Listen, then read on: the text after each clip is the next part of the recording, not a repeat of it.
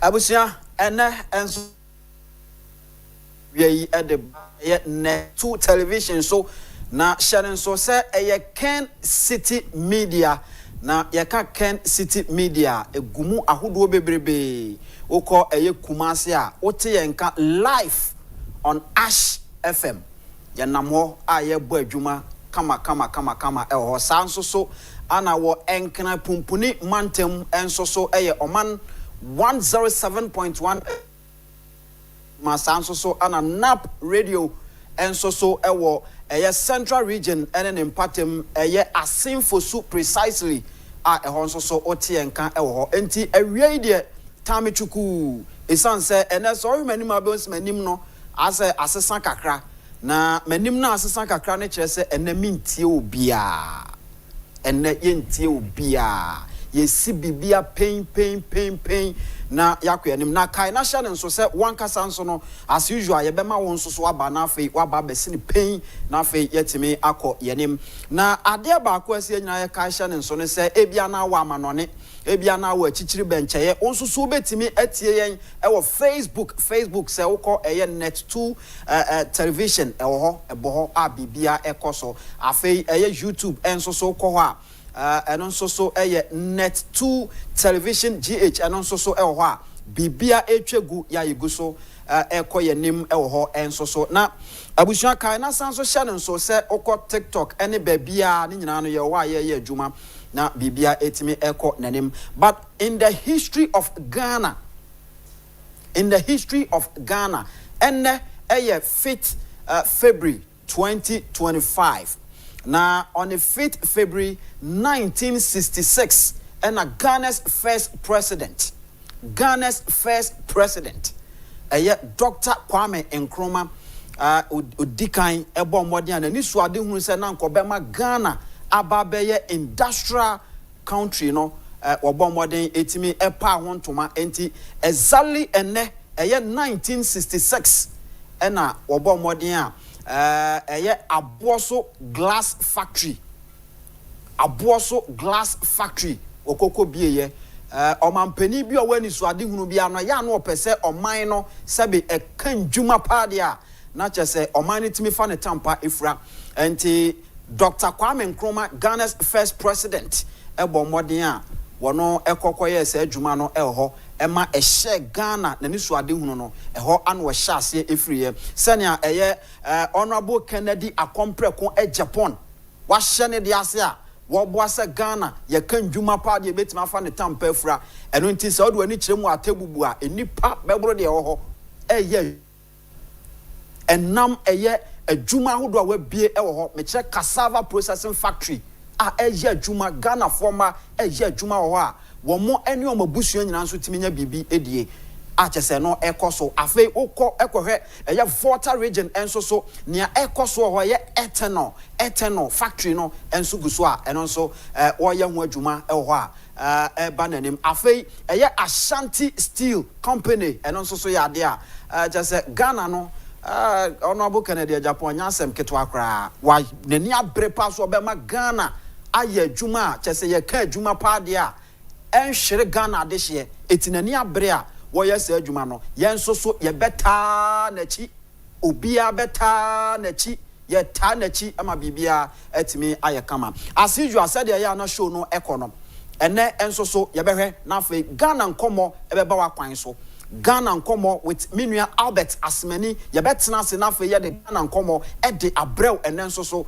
na ya toa so akọ yenim na kai na hye nso se ene kwan bia so ye ne chairman Omare Wadie enso so ebehia fidiom ha ebebo mpuni mpu na fe ye di enkomo a ewo ho na kai na hye nso se ono MPP for omo national vice chairman first vice chairman a chese wono no former enti ono no beba na fe yetimi edi ensawoso ewa ha sanso so na wonso so beka ye wona fe yetimi akonanim wohwe benkum ni fa team no solidly obi agina nan so a woboa ema bibia timi eko nanim ma yentwa ye homra na fe ye ba ye beto aso na fe akonanim kai hye so se medin edi Anthony Kofi Nkum Dazi Chanitiawa na frɛ me Mr. Nkum na afei yanku yanim ema bibia enye kama me se na yenti obia bibia wo yanum bia ye bie ye no ayebeka bibia kama ama bibia ayeye Ghana no eye nyina ye dia se Ghana bo a ebogu ye nyina ye tiri so se Ghana se ya esegu ye nyina ye tiri so etete a etetigu ye nyina ye tiri so na ye tiase de ye hwɛ ema Ghana ensaida esanse ye se ye nananom e de moja ena ji Ghana eto ho ema yen etis wo de moja ji Ghana to ama yen de a yeso ye de ye moja ebeto aso ama Ghana aye krabehwe etima yen twa ye ho ne emra ne ye ba ye beto aso na afei yakoanim ama.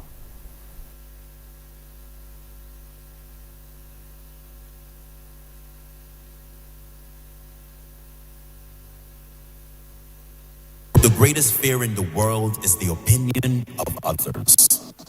And the moment you're unafraid of the crowd, you are no longer a sheep. You become a lion. A great roar arises in your heart. The roar of freedom. Sheep have no freedom. The sheep live with fear and uncertainty every day. A sheep never leads. A lion never follows. A lion is in complete control of his or her life. The lion does not accept scraps and does not get told what to do or where to go. The lion goes about his business fearlessly and with extreme competence. You will never lead a lion to the slaughterhouse. They will lead you. The lion is the king of the jungle. And it's not because the lion is the biggest. It's not because the lion is the fastest. It's not because the lion is blessed with any great advantage over other animals. It's the mentality of the lion that makes the lion the king of the jungle. What is the lion mentality? Fearless courage. Bravery is a key trait of the lion. The lion will never surrender. The lion will never lie down and die, not even if surrounded by 10 hyenas. The fight is never over until it's over. Maybe you're not surrounded by hyenas. Maybe you're just buried by bills. Maybe you need to stand up for something you believe in that no one around you agrees with. Do not give up. Do not give in. Be fearless in going after what you really want in your life. Maybe you've been at it for years and nothing has worked yet. Maybe you're tired of hunting your goals and seeing no rewards. Do not give up.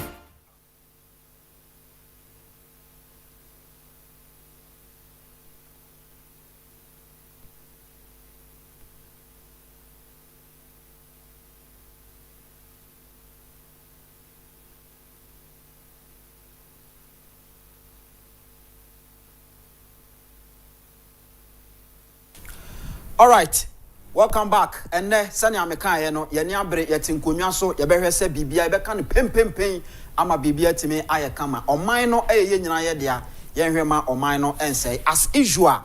Medican aka kiro se okọ eye Asante Mantemu a eho no eye Ash FM a che se eho no ye koso den Ash 101.1 ewo ho. Anafe wo enkna pumpuni Mantemu so no the mother of all radio stations in Ghana and also so Oman 107.1 FM ana afe say wodu ani chirem ye central region asin for so precisely enen empatemu a eho enso so NAP radio 90.1 FM a che say yeguso a yekọ yenim ankasa ene dwumadie no makatro say ensamo a eba no edoso chen wotwen wi enen nsamo a eba no enkomo a eba ofidiem ha no edoso chen wotwen wi sese ba bia ne makeka kọ no wudi si a we can't do anything than see ensusu ye betwa usia ye betwa usia ye betwa what the ba ye be see the pain kakra sa na yakoyanim ye nyina ye be ye ne pepe na yakoyanim eti ye de eye Ghana enkomo na aduru so a menua Albert Asmani atenase ya ye de sa enkomo no ebrew ewo fidiem ha kai na hye ne so se me din e de Anthony Kofi Nkum Daddy Twanitiawa Mr. Nkum for short na fe yenko yenim menua boko de boko Mr. Nkum na so nyankopon da Roma Albert na wo no nim se me kan ho asem ana me ye de won tade ne ya hwan ne pama wo Ana we yire na epam. Abo ye no be se ono na yire na hwe no. Tie bia na nso so yire na hwe wa kam ye ntie. The way that me yire that. We shall yire botomu ana. Me I'm a man of my own. Okay, wa bobra. Wa bobra. Onye la sulala e wo yire botomu. Yeah, David. Okay, wa jana so. We brand we friend kid them. Okay. Who can it? Agyapong Junior. Oh. Obey be ama. Osikeni. Kenneth. Aye. Oh, okay. It's uhuna. Kid them. It's not a free design. Oh, okay. Okay. Ejna na so pa. Ejna na so. All right. On set as usual said ya na yedi nkomo no enne today in history. Yeah. Our Ghana bakwasem mu no in 1966 and Ghana first president Osagyefo Dr. Kwame Nkrumah Osagyefo. You see oye nipa na say oye business minded. Enti oshen owani so ade hu akese and he make sure say ni nyina nso so no obeye hu adwuma e wo Ghana ha. Enti exactly enne eye da ye de e kai sa da na aboso glass factory da edikan a ye pa ho ntoma e wo Ghana ha e no. Sabre na won ti ase o na ati ase Debi na unyambai na menya emu da to ampo o me ma me yam sometimes they are che who say eba say oman chichire na ye ma omanfo anyamfaso se oyetimamuni a aya sa enuema we ne ma the people or the citizens in that particular country, you know, and this one for Ghana in this issue, no. Emma uye Ghana ni say when it just ye be a jumampo one kasa yes, na unye biaye. In fact, se ushe Ghana baby a bedru no, and said ye on man for a war minum any a much juma semna.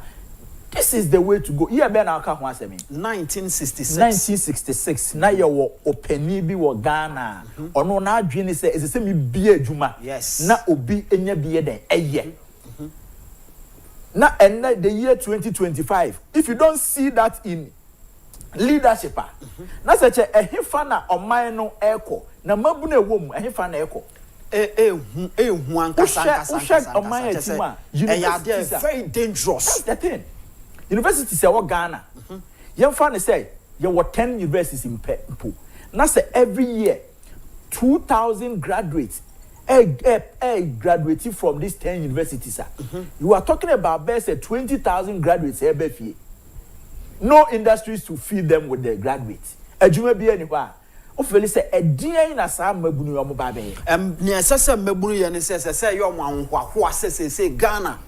I am telling you the gospel truth. Say, the spirit of Dr. Kwame Nkrumah still exists in Ghana. Me see the pain I catch Ghana for you and say, Honorable Kennedy Akompreko Agyapong. Ono no possessing the right spirit of Osagyefo Dr. Kwame Nkrumah. Eti yakasa say Albert say wa wunim. Adwuma Honorable Kennedy Agyapong oye. Yeah. Inyuma wo bie se Ghana fo ma betime nya biaye woni Honorable Ken din komo na sem wo ka kire on say ye hwe Ghana fo ma na so mu nya adwuma eye wo mamu a in terms of national security no ye can national security these are some of the things and say security sector no den edwene ho of course unemployment national security threat but the edwene ho so bi nimu a because Bible kra na ye nyina Christopher ye hwemu no o se ensa nya adwuma no ense se edidi. And you can be said the devil finds work for the idle hands. So be tifie kra na say or your obebunu no nya adwuma nya na adwembone ba ni tirim. What you say? This is talking about Honorable Kennedy Agyapong. Me te ha because Honorable Kennedy Agyapong employed me and I've worked with Kencity for the past 13 years. 13 solid years. Yes. And you know what? Mention Honorable Kekeu. Now I was a student, me who honorable, now me a student. Then Cape Coast Polytechnic, now Cape Coast Technical University. And when I am Coast School. From Cape Coast Polytechnic to UCC, me ba out no Honorable Ken Agyapong. And the man me juma ye. Nanka wuni ani daso bia. Nanka juma ni wa akoye bi wen. That's the point. La sulala. Sebi ni wa akonya bi wen. And this is the manner. Why, in fact, the immediate past deputy finance minister, Stephen Amwa, worked in this house.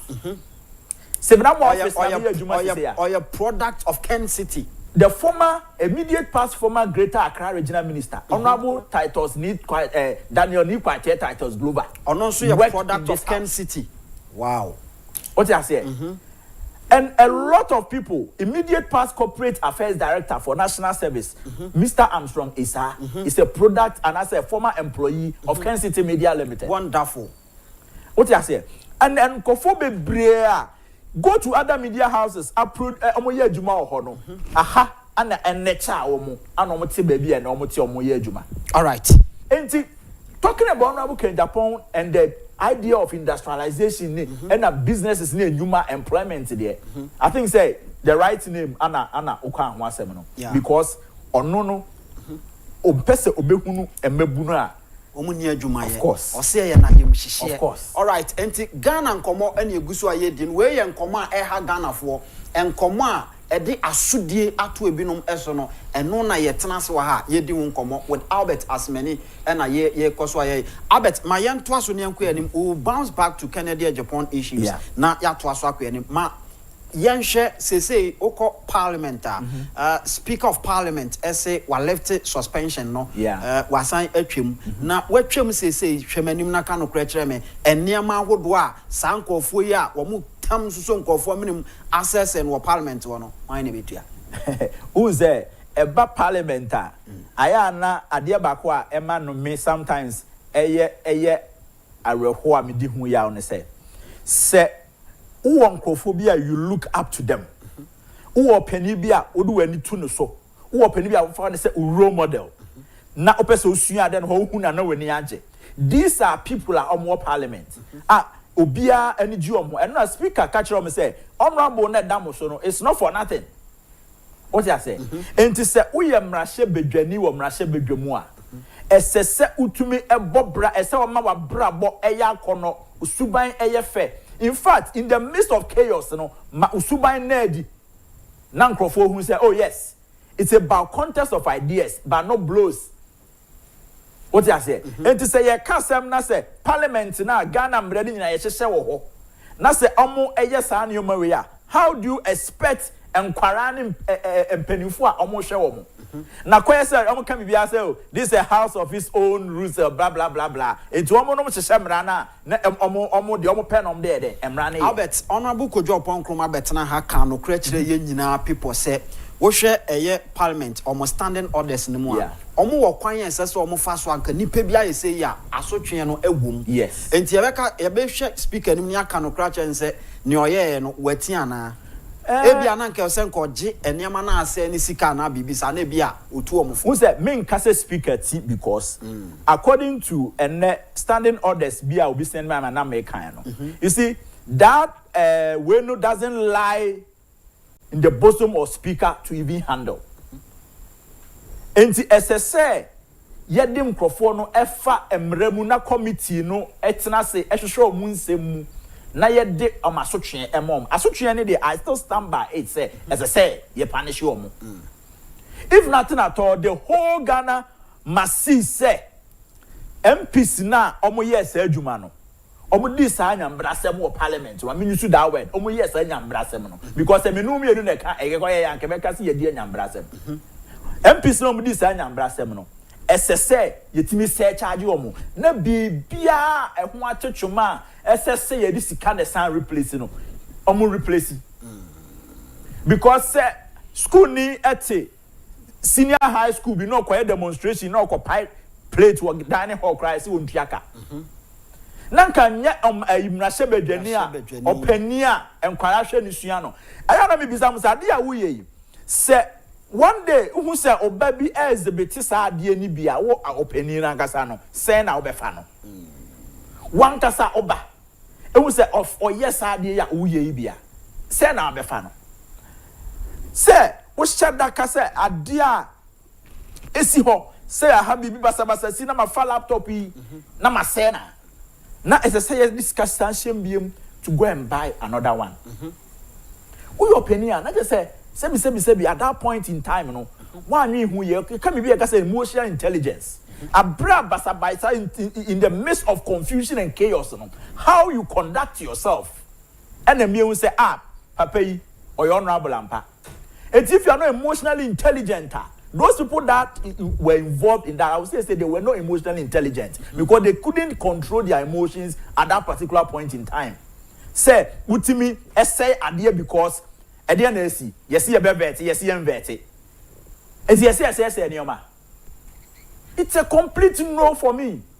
And those people involved in the pain. Now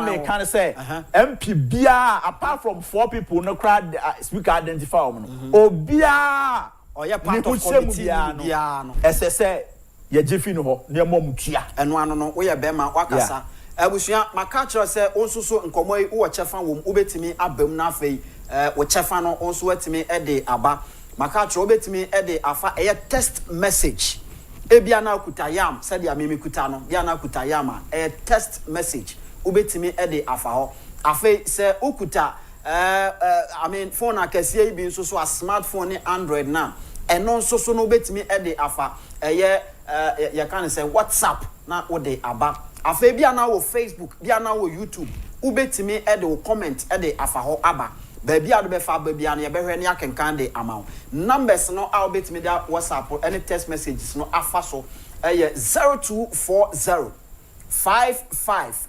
0899 ego screen so nti o hwa ubetimi ehu mo amutie radio no ana mebo ede amamo 0240 55 0899 na fe onso so waba abeka ne sede etie si ne PEIN na fama ye na yento aso enko yenim ye nyina yenim se medical culture se ye wo Oman 107.1 FM so live afe Kumase Asante Mantem ene ne Mpatem enso so no eye Ash 101.1 ehon so so ye bo adwuma ena afe eye Nap radio enso so ewo eye Central Region Asinfosu precisely ehon so so no okwa eye 90.1 ehon so so no baby a wo bia edem clear awon so so uti obetimi edo de afa ho ye be kan ede amaw Albert mayen konkomo a ewo apaso so na afe ye ni wonkomo ye nyina ye nim se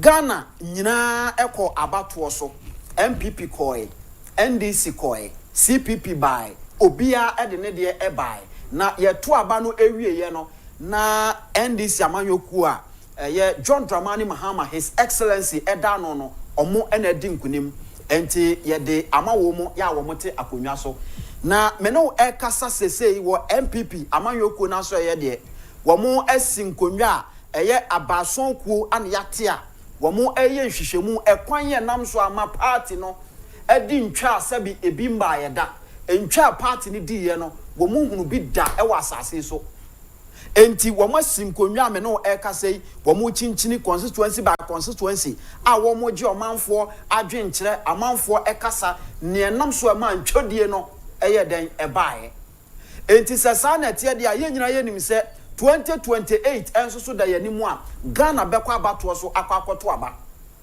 na me no e kasa sese e danse bo a MPP di obi beko NDC enso so di obi beba na MPP fu ofi asem ana ye ken enrada na beto odwa se enipa bi a wo mo esusu se Honorable Kennedy Ohene Agyapong ana Ghana for epeno enu nti wo mo adwene mu de wo mo kire se ono ene twa se Ghana for de eden ede no eba wo mo kan sa asem no a MPP fu obi no munu ya o mati kokum na mempese sebe ye wo fufuo ne ebe no ho nkwan nti ansana Albert ebebe mu no mpanifo awodo edikan akasa de edikan ma menko eye opani ba kwa ye fe no Miracles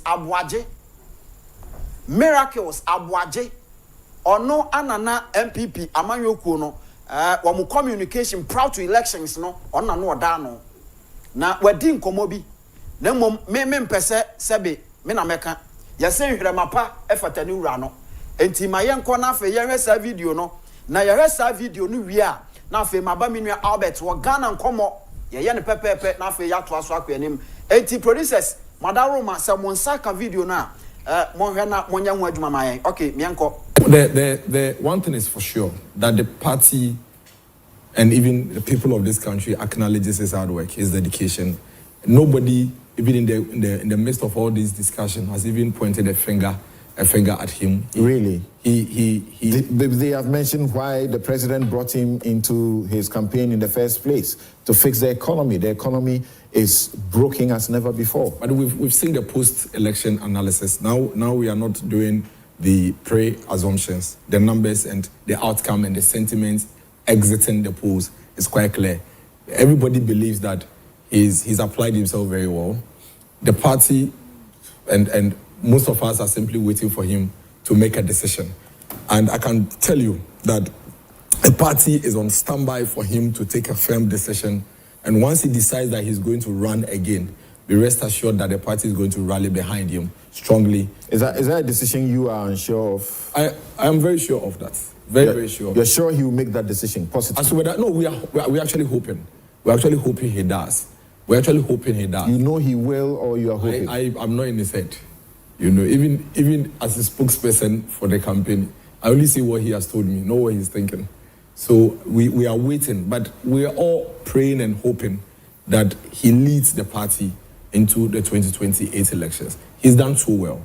He's applied himself so well. Look at the decorum with which he executed his campaign, the elevation with which he's lifted the political discourse. And if he does, Nkum will not be in the consideration, because you have heard how he was such a bad idea to your campaign. I don't know about that. I mean, selection of running mates is always a prerogative of the flag bearer. And so maybe when you had an opportunity to sit down with him, you can ask him. You can ask him all of that. But we're really praying and hoping that he comes. Enti ebusia nia ye kokoshe ye miracles aboaje ne nkoma na odi no na sem o kan ye no ye nkoma one joy news fo ekodi ye na ye boy ama obi atie ye no o say party no aye krado se wo mo etwen se Dr. Mahmudu Bawumia ebe ka se mama mensa so se me babiem party na ye ready party ni nyina o or say party ni nyina ye ready say omo they will rally behind him no omo de naba enti party ni nyina aye ready na mom say obika honorable Kennedy Agyapong asemo a na omo tu se emobro eye too early sa brofo nso so omkofa free yin ye won kofo bi wa Ghana ha no kura ni nyame anim nie wo hwe nkoma omo di na abofo no na ansa na meko Albert wo no ma yensan konkotie video we so ne yemra no nso ye Dr. Ayu Afriye Dr. Ayu Afriye ono nso so ekokodi nkomo ewo baabi enti ma yentie no nso so yetie wi a na afa ye di nkomo best person to be to sell, I want to be marketed. Why not other competitors and why mono mukasa the NDC respond more than Bawumia? Bawumia you say. And that proves the man brand our party. And sometimes, you know, I keep on saying, say, I don't want to brand and go be our party. And sometimes,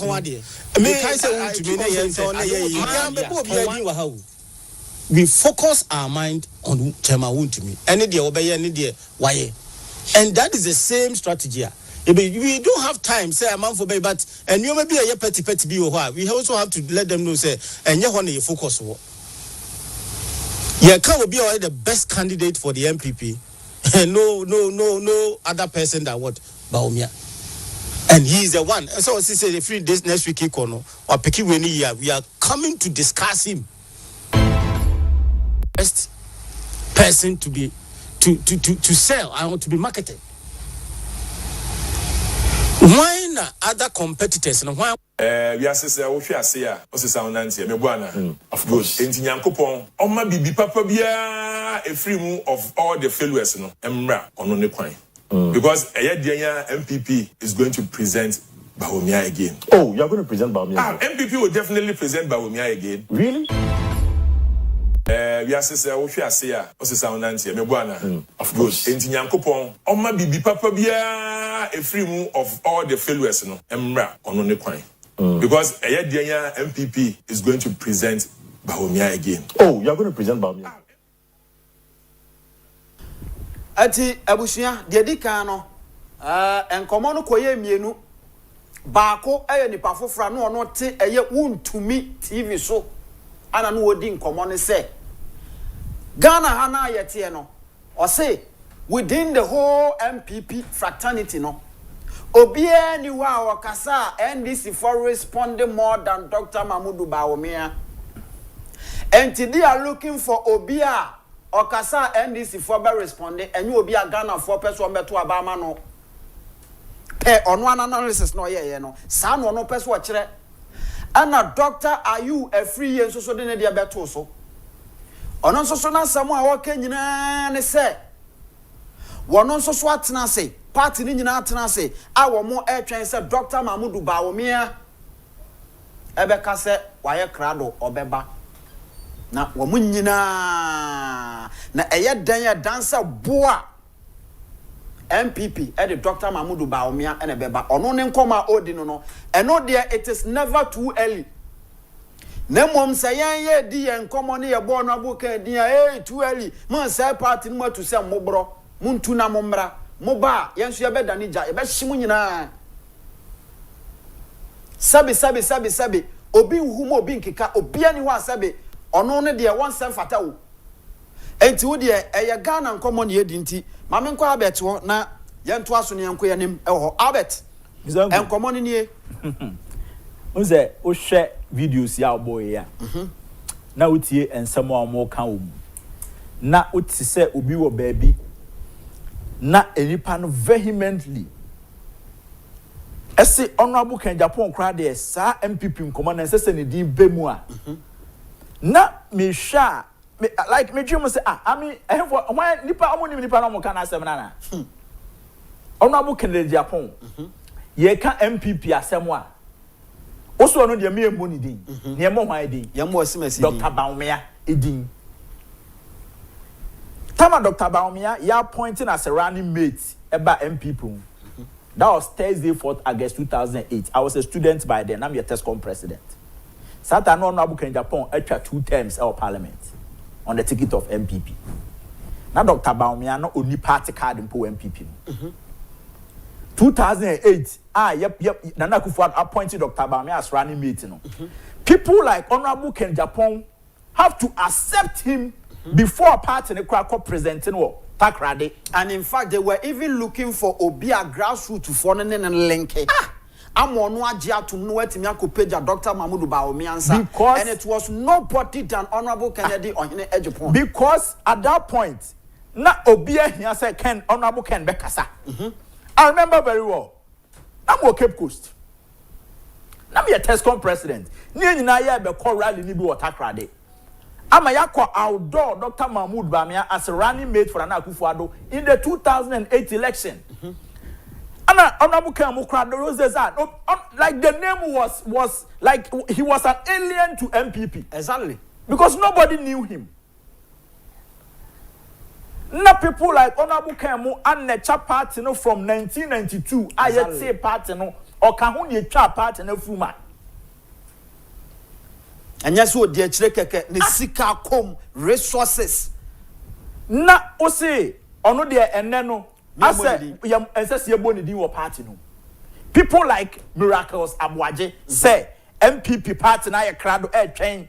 And yes party ni mpo say ye be prepare for the next 2 years I kwakoye election and obi obebia no party na ye krado say ye be rally behind that person. Name party na ye krado say ye be rely behind Dr. Bawumia for no decision. It is time ya MPP way. Adi a party ni ya ne say Dr. Bawumia da na ordwen no na MPP party no so aye krado twen so be sunda ye bi na wanyane na say bisa say Dr. Bawumia na sunda ye no obekwa na nko o se meko say ye na bi voye ta what kind of analogy is that? And some kitten beni na Miracles time na Honorable Agyapong mu MPP adwuma na ye top pickups over 200 2008 ama MPP for no na owen that na constituency meeting police station meeting po ye Miracles na on ka ho And now once that's what he. Yes. Obeka say, Mumu dear honorable Agyapong sem fata. What are you talking about? Albert, Ofo said, dear Bentina, Obokane de Agyapong, dear, say too early. No, because what is it? You see, the MPP party nankasa said them di kaka no. Party nankasa no sebi. As we speak, and now 5th February 2025, MPP party nankasa no leadership no make us say omunyansuya BBMF 2024 election. And just say obiano I enam ho na say the one year the juma year no pe bibi dia cover e da be she da chi enti na sa dia ma me nko support Dr. Mahmoud Bawumia na me kana say mo dia e ho no e bia ye betwe ama me ana say me boni bia me ye na me niam ama nye ni ye no people will come and support me because of that. Let me say this and say it clear. Say it. Say MPP for say 2024 and na machinery no my imagine say mo de betai Dr. Mahmoud Bawumia intimidating Nkofo this 2025 and beyond it won't happen. And so it won't happen. All of us are stakeholders in MPP. And party no enye chairman intim dia. Party no enye Justin Kodia dia. Enye Nanabi dia. Enye Miracles dia. Enye Salam Mohammed Emu dia. MPP is a public entity and every Ghanaian has a stake in it. And here ma obi emphasize intimidation and sa and kofone Ghana omo edom hye delegates echi. One MPs na no say police station abom show mbotom no. And omo efa. They are nowhere to be found. What you say? What to party upon some? Nana akufo-addo, yenina dinechi from 2008, 2012, 2016, you by president. Nana akufo-addo be president. Na MPP kita 169 MPs in parliament. Albert, me ba ma yen hwa de yen han ye ni nkansem na mom ye pese I mean fidi gadoji obi etie no ono ehun se dia eko na medical akase. You see that kind of politics of intimidation no it will never happen. And yes and the reason being is that me te say your friend say Kodua General Secretary Ejina Baby ka say at a point to crown or her ma said the call na otun say spiritual backing be anchor in favor of the NPP. Yes, indeed, the spiritual backing of the whole country, anchor in the favor of MPP because Ghana for no more epe. And we had a bishop or better Net2 TV. A catcher reason said, no can no vote. Now man for food say they didn't know ye. Now you come na no she. Sound come na no she no ebemu. And so this time, Moma Bieni, you want some masha because and then last week, Kwame Tanko on Lawson TV. Asamia make na yenua Franco ewo hobi na Franco ewo ho. And then Kwame Tanko eka se one chairman wuntumi akasa. Na one chairman wuntumi nkoma omudi ye ne se. And that time na no akasa no se chairman wuntumi at that time no our London. His Excellency former President Nana akufo-addo at that time and so London. Sounds so Anna His Excellency former Vice President Dr. Mahmoud Bawumia at that time on also our London. Eti omo hia ho a omu edi nkomo because chairman won to me call for national eno de na enye too soon ana enye too early eno enye too early na ye de na de ye kan de too early ma ye nkonkotie Dr. Uafriye ne nkoma Wadie na ye hwese ye nso ye gina ha na ye kasa ye too early ana se etesen ye sini PEIN ama Ghana fo nyina tie. We are say wo hwe ase a o se sound nantie me buana of course enti Nyankopon oma bibi papa bia e free mu of all the failures no emra ono ne kwan because eyedianya MPP is going to present Bawumia again. Oh, you are going to present Bawumia again? MPP will definitely present Bawumia again. Really? Best person to be to sell and to be marketed. Why not other competitors and why Mono Mokasa the NDC respond more than Bawumia? Bawumia you say. And that proves the man brand our party. And sometimes me that I keep on saying say I don't ton Wadie ne nko bi lem. Sani ton Wadie. Me kai say won to me na ye ton na ye ya be bo bi adin wa ha. We focus our mind on Chema won to me. Any day obey any day why. And that is the same strategy. We don't have time, say a man for baby, but and you may be a petty be or we also have to let them know, say, and you want to focus on. Yeah, can be already the best candidate for the MPP. no other person than what Baumia. And he is the one. And so, as he said, if this next week, or picky year, we are coming to discuss him. The one thing is for sure that the party and even the people of this country acknowledges his hard work, his dedication.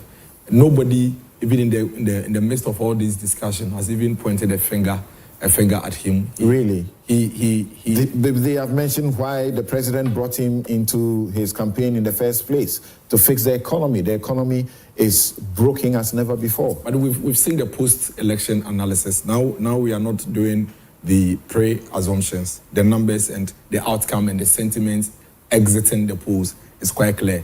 Everybody believes that he's applied himself very well. The party and most of us are simply waiting for him to make a decision. And I can tell you that the party is on standby for him to take a firm decision. And once he decides that he's going to run again, be rest assured that the party is going to rally behind him strongly. Is that all right? Abusuya enti niamo hwei doctor you are free miracles aboaje ene wo mo aka ene omo kan mo nsem omo de ne de ensai party omo de ne de enye too early but ye ne ye kasa de a ene na asemwasi ene afei de ye mabu banche ama na tofom na ntofom o atongum ye be yahye num ye be di ne pepe ama bibia ye kama abet enkomo ne da ho no oh dear na make before you kohwe ade we no MPP party no mahu se mpanimfo na omo ede party no eko opposition no omo nsua bibia wo na emom eye omo personal interest ana se mahu se omo try se omo ebe exhibit se enkofo ya obo omo videos nyina omo adwen mu no SSS Dr. Mahmoud Bawumia MPP de ne call 2028. But some me no te hey, any the 1 million of 1 million Ghanaians be so adwen mu say SSS de honorable Agyapong so echo 2028. And they are sani pan be catch us say as yen ye didi aye no nkwan. But omo betimi akyere say nipa say SSS de ne call. Abra ye kokoto aba ekoyi run presidential candidate share intimidation any ahoɔden CEOs ministers MPs constituency chairman regional chairman ebomu intimidating nkofo ana omo adwemu omo susu se omo against Dr. Mahmoud Bawumia uhun sadia no in 2024 general election mu omo anomo say omo chichire police station abong asho mu botom yetu abanu wie uhu ba bia no mo nenam na party a wako election oba abemu de 169 MPs ufi abemu aka MPs 88 anu kwa no enkyira wunyansa bi se wanya wonioma ene wa ma MPs nyina da ne boxes enye enkyira wunbi se wanya wonioma yie oh ese party for nankasa mpanimfo na party for no enkane no say that omani abene say first near the arrest show mu we see am for arrest show mu biem dabi because omunya nipa omu betimi ahwe MPP so you can't tell me say as a city unim MPP for kra no say ye enkofu bia say by this time no ye share them near bompaye near the tie honorable Agyapong ji say nyagopo ma na hoode no ma ne kwatenten na 2028 meto no no onjintum so obeba I don't know about Yatum because one young to cry yempre because the thing is that yem share Sadia course with all due respect to Dr. Mahmoud Bawumia. Albert, I think it's about time. MPP performance. It's about time as I see a share MPP party nankasa. Whoever matters, ma yɛhwɛ mo anim ne yɛnka no kra nkyerɛ mo ma yɛhwɛ mo anim ne yɛnse ne PEIN nkyerɛ mo eniema bi a mo yɛ ne sɛ bi nsɛm fata me se yɛ wɔ nipa bi wɔ Ghana ha so obeda sorry na ne certificate ekuta no ayira pɛ ontimi mbɔbra wo wiase liam because na ni da so nyina ne certificate no sabi mpiem yensa na adwene kete pa efie de kakra bi kra de bɔbra no oni bi eti se sa certificate ni wo be present am ya hweso ama na adwuma a ontimi enye hwe wo wiase this time sa that kind of political intimidation no enya dia ebeba so because see na yakeka na ayeko no first na wote abem etina so-called national security so-called whatever all the powers na ye wo dia na ehye wonsa etu use no e dey intimidate CEOs yetimi fresh CEO phone so na ne ho po adan ya ye se kwana kokko ye adwuma koka kire nkofo so omonto emfa mo osimesi wanto am osimesi a sei ne besi o na amanfo yem esansa wo hwe Ghana economy said de tie na wonye adwuma wonye adwuma wo be dan kra na wo no abusua matena ase eti na ye de awerehwo nkofo nsa guomachi na ye koto aba akoba bia nsese omo epeso omo toko saa de na mo ye nyina na sunsunsanso enenne saa de na mo ye nyina no esunsunsanso enenne eti se na nso so ma hyase na sa mo ye saa de no na mo bo obi din dia obi nso betena na obo obi din a no problem. Nobody can intimidate anyone because ubetimi intimidate party ni nyina and this MPP fo nyina se wo wi a ya akona ko intimidate Ghana fo nyina so omkonkoto abanfa mawo eti ye hwem anim ne aka no kra kyerem se sa kaka bensem animpisem ene niam bi asabe ehu hia no ye se ne PEIN aka kyerem se mu begya ya ebeboa mo a because me ka no kra kyerem se mu nimu a Ghana fo di mo ho ya Ghana for the MPP hu ya because MPP no wa bam a otimi che bibi ma no so Ghana for nyina so MPP eba bam en otimi eye ya madamfo Yona ne twu yetimi koyiye because abre no na omampani dada kufo ebo moden de ayi ye friend say insurance eba ye national health insurance ode ba ye eno ne ma ye madamfo Yona ne twu eka no ho a obi antimi ne ntena yetimi koyi free wo ma no oti ase MPP ene ba ya wotimi ma emma wo munyim nyina no wo mkwa yarsa free MPP ene ba ya wotimi ma school for free SHS wama efie bia obi anya bi eti MPP akwakotena bonten a eye Ghana for dim hu ya but the kwan ya na nipa bi nam so no na etwase mkokotena ase ye hwehwe nipa a ono de ye de ne ba ne na ho a na yeguo ne yedidi nipa ye de ne ba ne na ho a yeguo ne yedidi nipa ono de ye de ne ba o ma ye kwan me ndidi de ye ma ne mma eno so na Ghana fo so ka tro se tumi ni nyina ye Ghana fo nyina de a etu de wo pa akọ kwahya kokuom koye ne a wo pa bia na koyi ne a wo pa na fa na bra wo be ba beto Ghana fo ankranfo obrofo bi o so ba na kona bra na ba wo be hunu ne ete abet Mr. Nkum me fafi ba bia odi see no you see it is not about personal interest in MPP eye nipa Ghana fo ebe accept no Yawo aha ana Ashanti region executives. Efa ka who be see Dr. Mahmoud Bawumia fi abre to abawie. Omo ba no be chia ni so oh. Mira, yesi ya be chia no ya show nkran. Nembo ya san hye wo bo se. Adwuma na ya ntumi anya 2024 Mohammed president no. 2028 won ye be san de wakọ. Ne ye de wo kọ a. Obeden. Wasa akọ win election amai. That time no MPP ni bia anhu say too early. That was last year. Na yansue President Mahama Inpo, na Dr. Mahmoud Bawumia eda so ye vice president. And we lose election. Ashanti region executives efa ka fi Ashanti region e be ka asem we Dr. Mahmoud Bawumia. And they saw nothing yes, wrong with it. Yes, e hone de ne obi a gene so oh nkofo ya de munim kasa.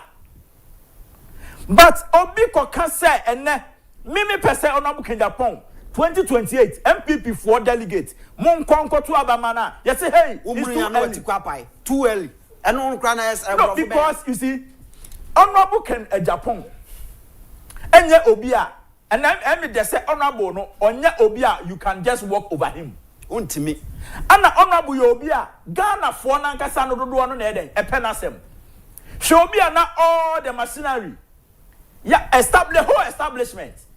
The government of Ghana, let me put it that way. The government of Ghana, the government of the Republic of Ghana was contesting against Honorable Agyapong. He garnered almost 40% of MPP votes. And send the power. Now send the power. No more percent. The seat of government was against one person. What I said? Now send the power. It Ghana almost 40%. What I said? The sovereign state of Ghana was against Honorable Agyapong. But he garnered almost 40% of MPP votes. All because Masuma CEOs na muji jiwa musika ya chwa budget ama CEO biya. Found their koha. Trying to cripple Honorable Agyapong and win the presidential primaries. Oko ba CA no. Ghana for also chere mo say. Yen enye de momo sa few people no pay. Name the majority of Ghanaians, the silent majority who were being trampled upon. Ghana for na ya come kasa bo asho me yem no. Uti ade ma me re who ya pa in the MPP presidential race ne say MPP form pan so timi ya amumudie sa. Muti ka obi akasa bo ashe ne yem. Sadie minister the dictatorship we na no mo yesa. But not a party like MPP. Na intellectuals and idiomachi. For the first time in the history of the Republic of Ghana, and they got to Obama MPP, every tertiary institution, an intellectual community, be anywhere. MPP. Albert Sanyamane started in the era of. And obviously, Kojo also free Sir John and started Sadia no. Exactly. Or started and what happened? MPP for no Twabetiano, Yamono Cotton chain. What I say, and as you say, so no, this current administration, crop of administration, yeah, or more minor MPP, no, or more so by yes, Sadia no against Honorable Agyapong. Say, yan canu to baby na yan force messing fanamra, or mu ye no, and Ghana for so then up to a betiamo. At any time, be a mobile sorry, I say Mutio Bibiano. Look at what happened to the party. What I say, MPP for no, make amo be our MPP niati. Say yen. We will not sit down for anybody. And I repeat, read my lips. Anybody cannot intimidate anybody in this country. So long as MPP presidential primaries is concerned. Dear don't want to pen no. Only they didn't be. But any dear the greedy few to just go and propagate their personal interest. It will not happen. And to MPP for a friend of flight in Ebabetu. Say crowd there, young 2 gates in Mukra, so people are boarding. And we will board it slowly. We will board this when they take it offer. They take it offer. I bet year two. That is when they will know, say, I want to be intimidate you. Yes. The party will remain the MPP. Yenina yebetena party no yen yet senkophobia oboko dwane ko gina monten no ma be MPP for asem. We will sit in, we will observe, we will talk, we will see something, we will say something and make sure say the party people now MPP party ni omo. How many are the national executives? How many are the CEOs? Now MPP delegate I mean beside say the past 8 years and akufo-addo be the president no. See one now we like I say of few constituencies. How many times now who no? MP how many times na hu no omom kogu Jubilee House no how many times na show mo protozua otina Jubilee House for 8 years one more man of them da MPP lose election no not ha that thing is going to cease. It's going to cease. Young found to ministry now who inviting media house crowd for program and now man FM report about what should I say bianfrel no say yet time honorable kenama na yembo akra yet time what you say. Na woman uses up machinery way edia enriching mu na mu wi abo pese mo side be tie party man so the grassroots people now omo no mo sorry call house to house e kokoye campaign no enu no mo san crofo na mo pese mo hunu no mo no way obi oye MPP ni bia be kire na adwen obi oye MPP ni bia be kire ni Paul pese ye de ne ko Obi MPP ni biase oto aba bia beto aba and nobody will intimidate us. This time around, nobody will block our way. Sanko for ya womu ye gidigidini omu ye nyina no. Internationally, womu konkope bibi mfamre fia, omu kwa no mu nyina swimming pool no ma twetwa pictures no ma ba. Omu ntimi kura nkohia mema ne mema nkasa mfa bibi mmafie. Baby a Ghana na keka kro na nya nkofo mobo. Enemre baby a Ghana awiase koi. Ukodru kaswa mimpo kaswa kra me ko akire dodo. Madina market here ya akogina na hwehwe overhead yase. Overpass na se kona kwhwe de na wo baller pa etwa Ghana hia and sabi yenya president ahodo nobody obia ne wono mo a watimi na Ghana fotua baller fi enso baller no amene ye eti sese no dabi baby a Ghana na ko no ye pa na se Ghana forma enya adwuma nye Ghana forma enya adwuma nye enne emma kra no masem mobo Emma would want more Ghana and ne sabi. Just ya sure bar and then da and son and poyama na jumaye. It is only mania cost you and Ghana for Mobana. Nipa bakufa or non quatimia first and also say, maybe a juma aman cofuanya biaye. Honorable Canada Agyapong Soria wanda or Soria Mache, no sim. Adenya or Konu Numaso. A Numa would do a bieno, said a bear Ghana for Benya Jumaye. And until do anything more at Tebubua. And Kofo Biajuma ho. Oko come say he no bia wa biajuma. And no bia wa biajuma na nkoma no dia ya. Medical agina ha catch say the mentality of a leader ene nea uhu ewo ne ho. Enu nti ana wokọ sabi UAE Dubai ehọ ketekete sa akokwanum Dubai ebeduru Madina ha kese. Madina ha kese se asusin Dubai.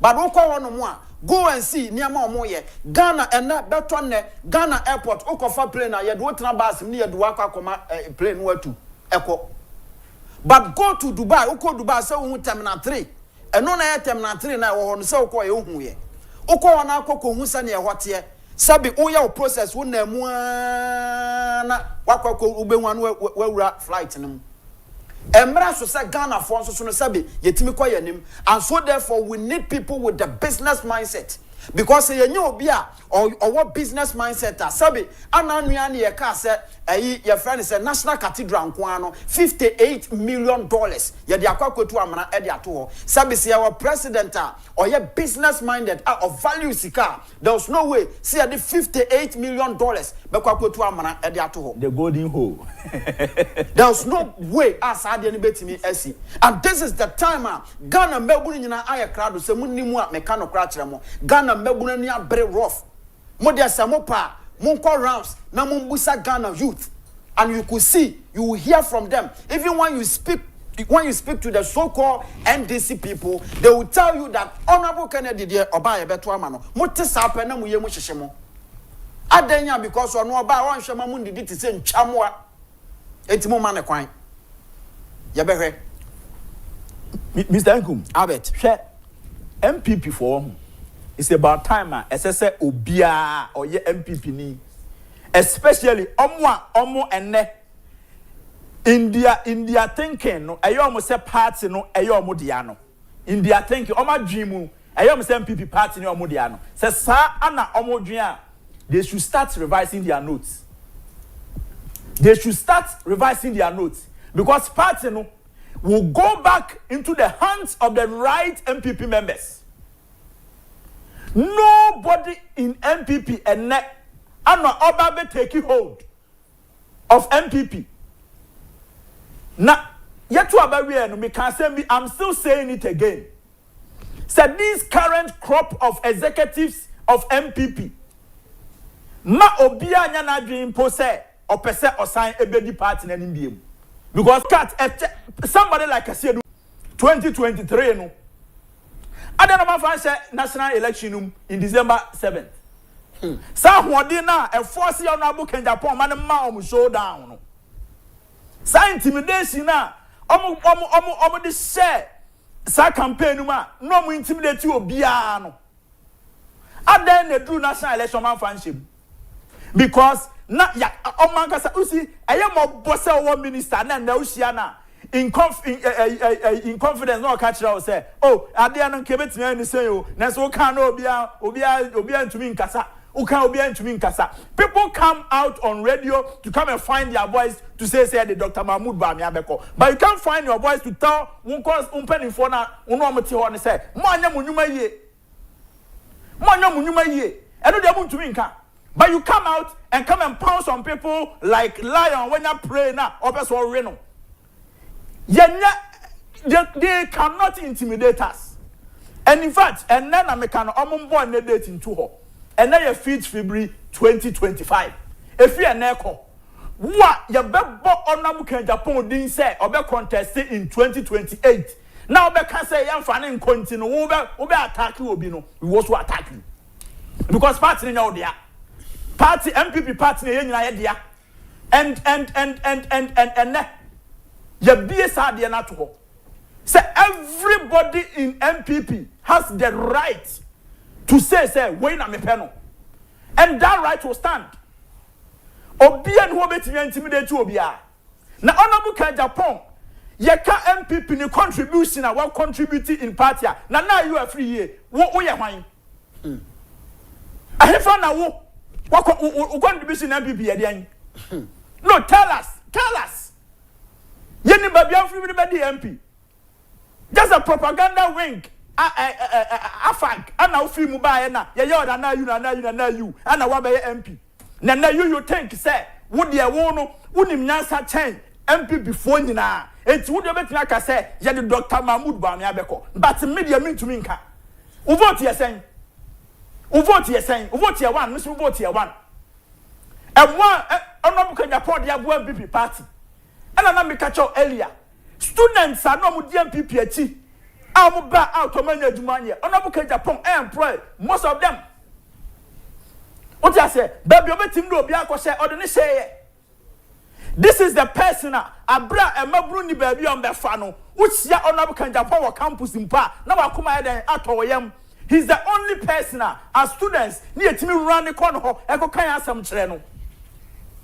Na and then they want put on a feno. On this one, the boom. I bet meba. I was young a sinipain, Jumedie no, and you go so a sinipain a day Emma Warno. Kaina Shannon so say, aha, Net2 television. Oko Facebook, Net2 television. Oko YouTuber, Net2 television. Meno Ekasa say, Oman 107.1 live a dem a baby bia wotie. Sounds so and a sentimentum so near Ash 101.1 FM. And so a dim clear.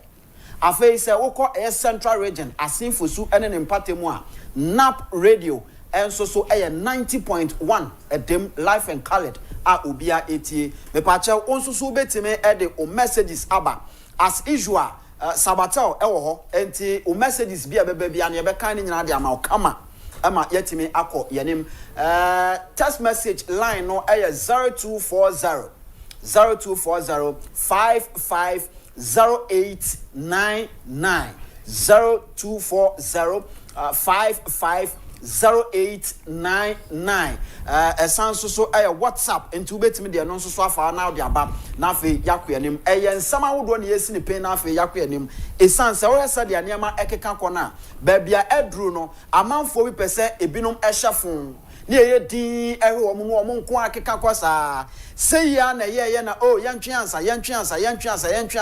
enti ansa na 2023 honorable Kennedy Agyapong eba be contest no less than 1 year but mahu ba bi oduru ye ensa nipa we nipa asabe ye adwene se yepese yetiatia no so yepese ye ne se ne ayen yepe yetete ne te sa konkon de se de ayen yepe ne yepese ye bra won share party ase a wodi sika ekom mi ankasa ahead of 2024 elections na me wa manfi mi kodi amanfi 1 month na sa 1 month na me wo no MPP for cars o me de ba ho a wotimi say afei de aboa bi akowo because gone were the days ananka honorable Kennedy Agyapong and the partners back bom so-called contribution heavily no ma to talk cars ahodo no mo de aba na party no enkofo enya MPs ahodo no mu nya ene ade sabe ma menka no kran fa nkyerɛ mo sɛ ye wo nipa bi wo wiase nyankopɔn abo mo soronko sɛ nipa no wo ye nyankopɔn ani eti eduru ba bi na wa adwen sɛ oba attack sa nkofo na obenya oni nyame benya problem Se uya wadwene so be attack sankofo na woni nyankopon ebenya problem because honorable Kennedy Agyapong, this is somebody o shie nipa no onya hwema no kra na automatically na nipa no penasem obi obeshi honorable Kennedy Agyapong bia no automatically no penasem mokwa kan na se eno owa akoma wo brebo nko na da oyem wo brebo nko na da oyem obi antena se mu obi ameye se ena ye too soon enye too soon ya hyase ejana so wo bibi afa betum na yensi ni peni enko enim wo hwe na nsam aye ka no ehawa obetimi aba ye nyina betena se ye bedi nkomo se mema na yakọ enim na bibia aye kama akunwa wa ha ema o kama obetimi aba na ebia na ewo bibia apeso ka wo so bra na beka ye nyina ye ni nkomo se mema na yakọ enim na bibia enye kama abeto mianko Mr. Nkum unse sesia yeto abawie ye MPP for the abeto dwa se yate committee se yenkonkohwe enioma ema party no elusi ye se mitie sa de na mabama bu MPP hu so much because you know why I wonder say MPP omo national makeup na omo wo research department ewomu no aya na de no omo ye there cannot be better research in him research there ya na oya researcher either qualitative or quantitative say about qualitative researcher is about observing and interviewing and talking to people. That one you have like say the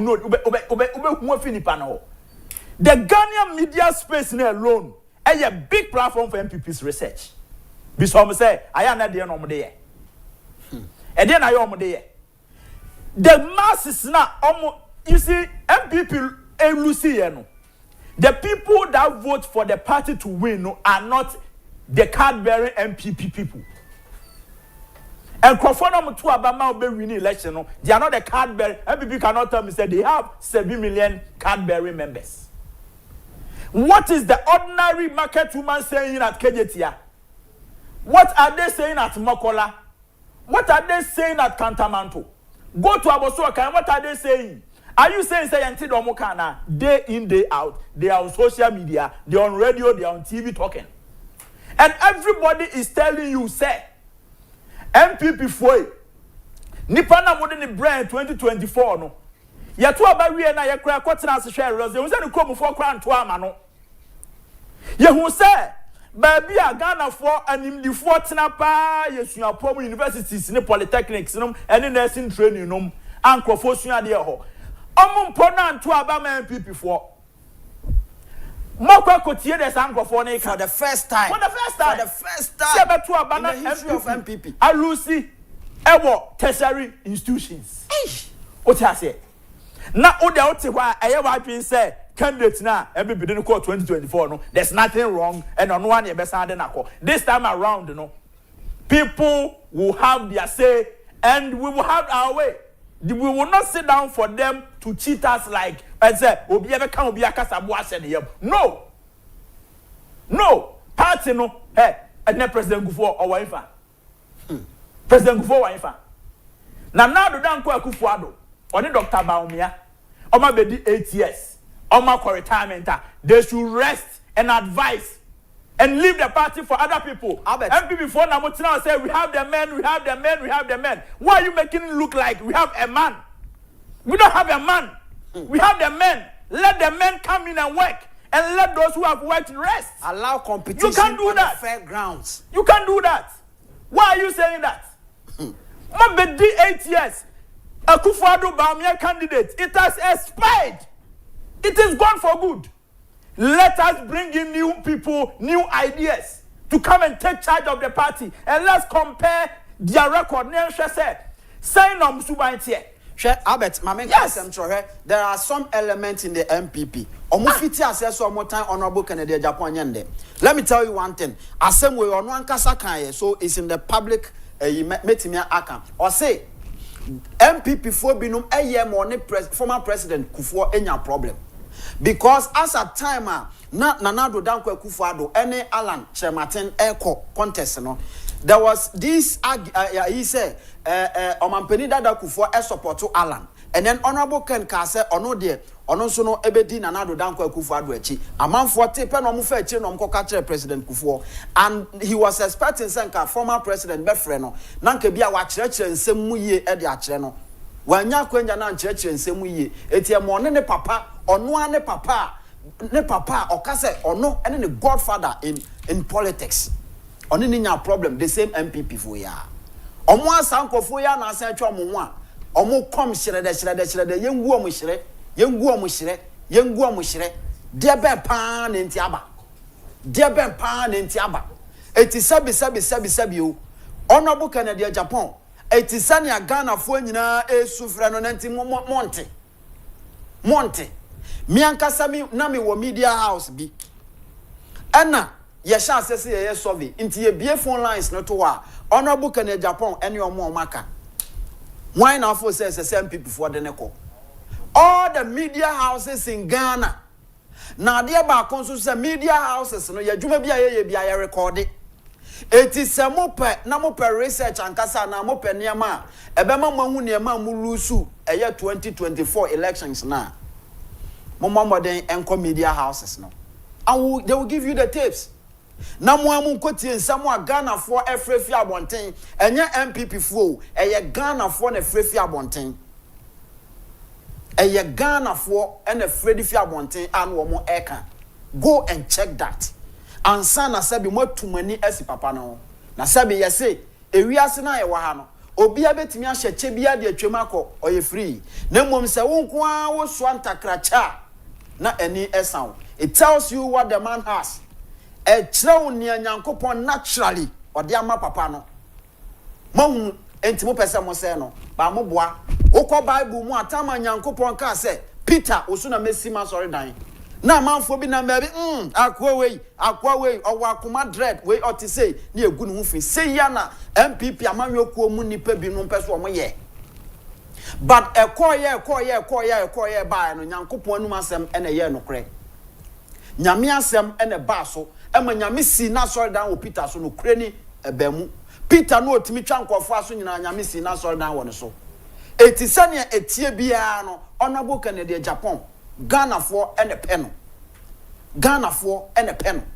na se Ghana for ene pena sabe Ghana hana ye wono obia ni ho asabe ono chi ayo enti mumienja sa de no se wo kan ye de ayanso ye beka obia nko nanim Mr. Nkum on the way MPP party no Honorable Kennedy Agyapong abua party what na ho odin the campaign the nyansa he's the only MP na do election oja ne constituency to ho na odi ne yonkofo MP sechi ekọ omo constituency ekoye campaign ma omo ensi so be say MPB akọ obi constituency na odi presidential candidate ene kọ ho but say ono betu ni ka say ene midimani kire soame midimani kire kwatia midimani kire bantama midimani kire ayi or the sign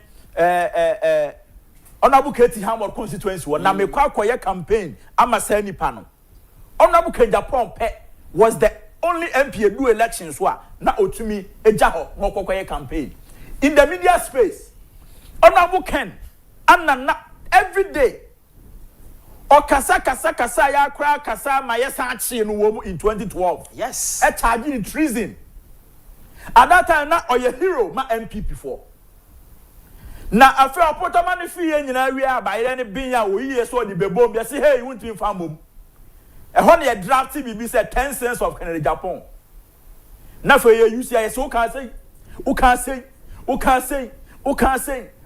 say say nyina so no onyina sorry dem property so na opiriti no kokan you na ogina political platform so defending his own political party yes afedia nipa ne papa ye a woye no adane bone. This should tell you the character of some people in MPP. Almost person at all costs, you know, almost personal interest, their selfish interest, their parochial interest should prevail all the time. Nana because sika kodi omunsem ntino, sika kodi omunsem ntino, omu munipa. Sika kodi omunsem toma ye je.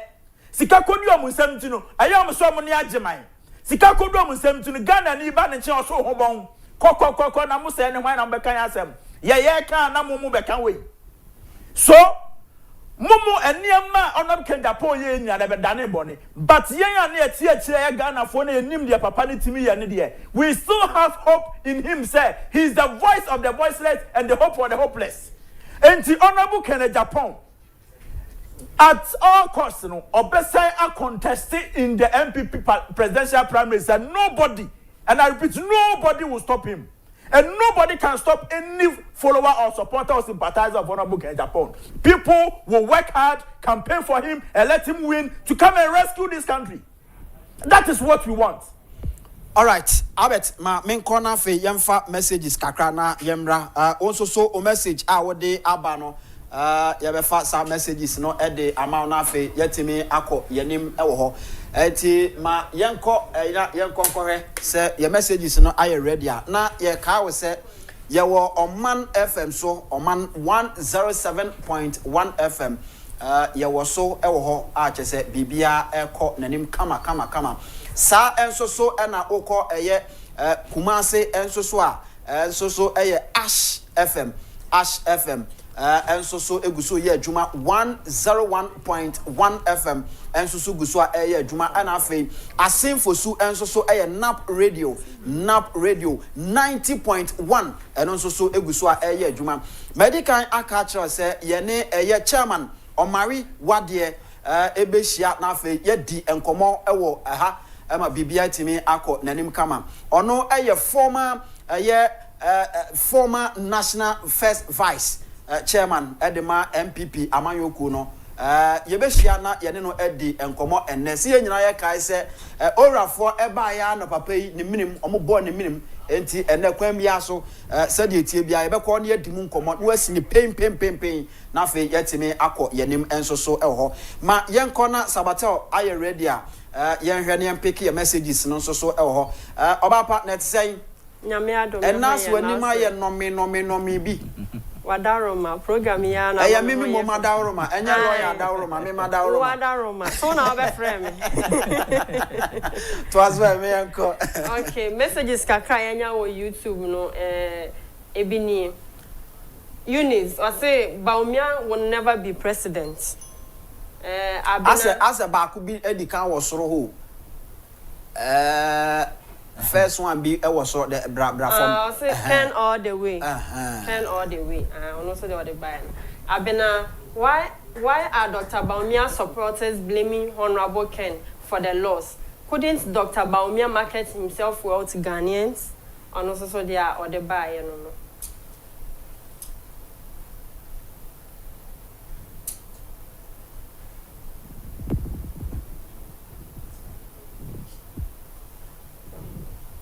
enti yegoso ya yefa o messages ahodo onso so obetimi edo de no aba na chairman Omare Wadie enso so aba enti enche ye ne betena ase enti oso obetimi edo de aba sabatel yento aso ene enko enem okay Jos Baumia couldn't deliver the northern region.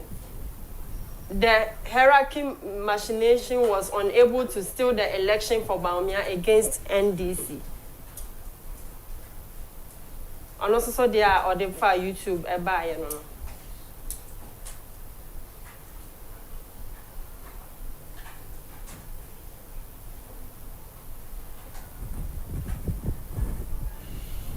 eti yeguso ya yefa o messages no ede amawo na yato aso akọ yenim ehote maka kiro se Facebook ye wo ho sa enso so na ukọ YouTube enso so a obetimi ede afa ho aba afi WhatsApp enso so ukọ ho a eno enso so ho ya obetimi afa ho enso so ede aba kama na yato aso ede akọ yenim eho enso ede amawo maka kiro se ohwe team na solid na yeguso ayeko mamenko Albert wona yenwi ho ne ensa mefa messages na fe yento aso okay Mr. Nkum dia message meka e dia twato na masore ne se obia oye MPP ni obia oye MPP ni bia has every right to comment about the party obia oye MPP ni bia so has every right to say Mr. Nkum and I'm person de neko.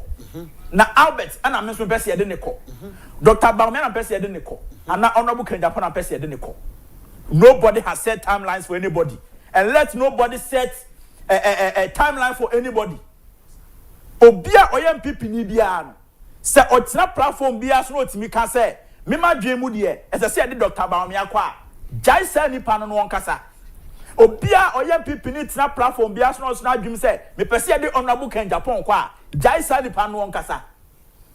Emre ne so a na se ekoto aba na ne bie nomination no na so obia akofa ne form a de dodo ne beto ama no MP before be send the chair campaign said the MP before year campaign 2024 no but say obi pese this time around no obie wano no de hunahunu abeka kire say obi ka say ye for Dr. Mahmoud Bami akode ye nya bone no obi ka say ye for Nabu Kenjapan kode ya sanipa no ese say attack no ne ka de ye pekire ne ka kire say it's too early there. Nobody should say that. There's nothing early than MPP Ashanti Review executives. Efa ka Dr. Bawumia about Dr. Bawumia fear in December. Ne ato aba na former President Mahama in Krano. Chairman untumi and delegation Babeka chair Dr. Bawumia say Mira yeba send the work 2028. At that time the enye early. But senra obi kana asem say me pese Honorable Kenjapan de ne kodia. You come and tell me say obi say party no na it's too early. If unim who sre na usre apro eno ano no Albert enso so ene no edi Ghana enkomo e wosinipen dwumedie so abusua medin ede Anthony Kofi Nkum Dadzi obetimi afreme Mr. Nkum for short na fe yento aso ma yenda ye ho na yenkomra ye ba ye ne chairman Omare Wadie enso so ebetena se na fe yedi enkomo e ofidue mu eha ma bibia etimi akoyanim twen ye kwa basesi a.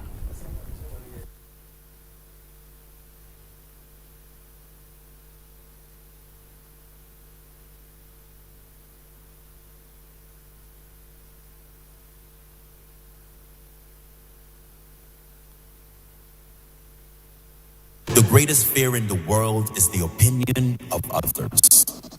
And the moment you're unafraid of the crowd, you are no longer a sheep. You become a lion. A great roar arises in your heart. The roar of freedom. Sheep have no freedom. The sheep live with fear and uncertainty every day. A sheep never leads. A lion never follows. A lion is in complete control of his or her life. The lion does not accept scraps and does not get told what to do or where to go. The lion goes about his business fearlessly and with extreme competence. You will never lead a lion to the slaughterhouse. They will lead you.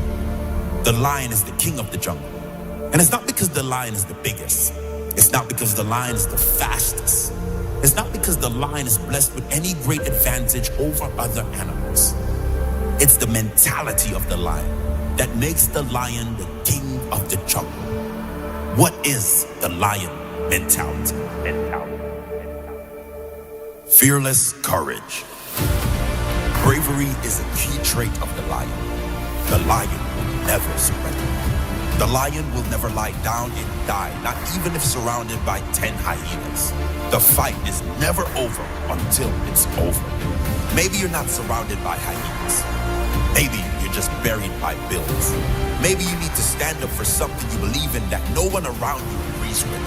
Do not give up. Do not give in. Be fearless in going after what you really want in your life. Maybe you've been at it for years and nothing has worked yet. Maybe you're tired of hunting your goals and seeing no rewards. Do not give up. You must keep fighting. The greatest fear in the world is the opinion of others.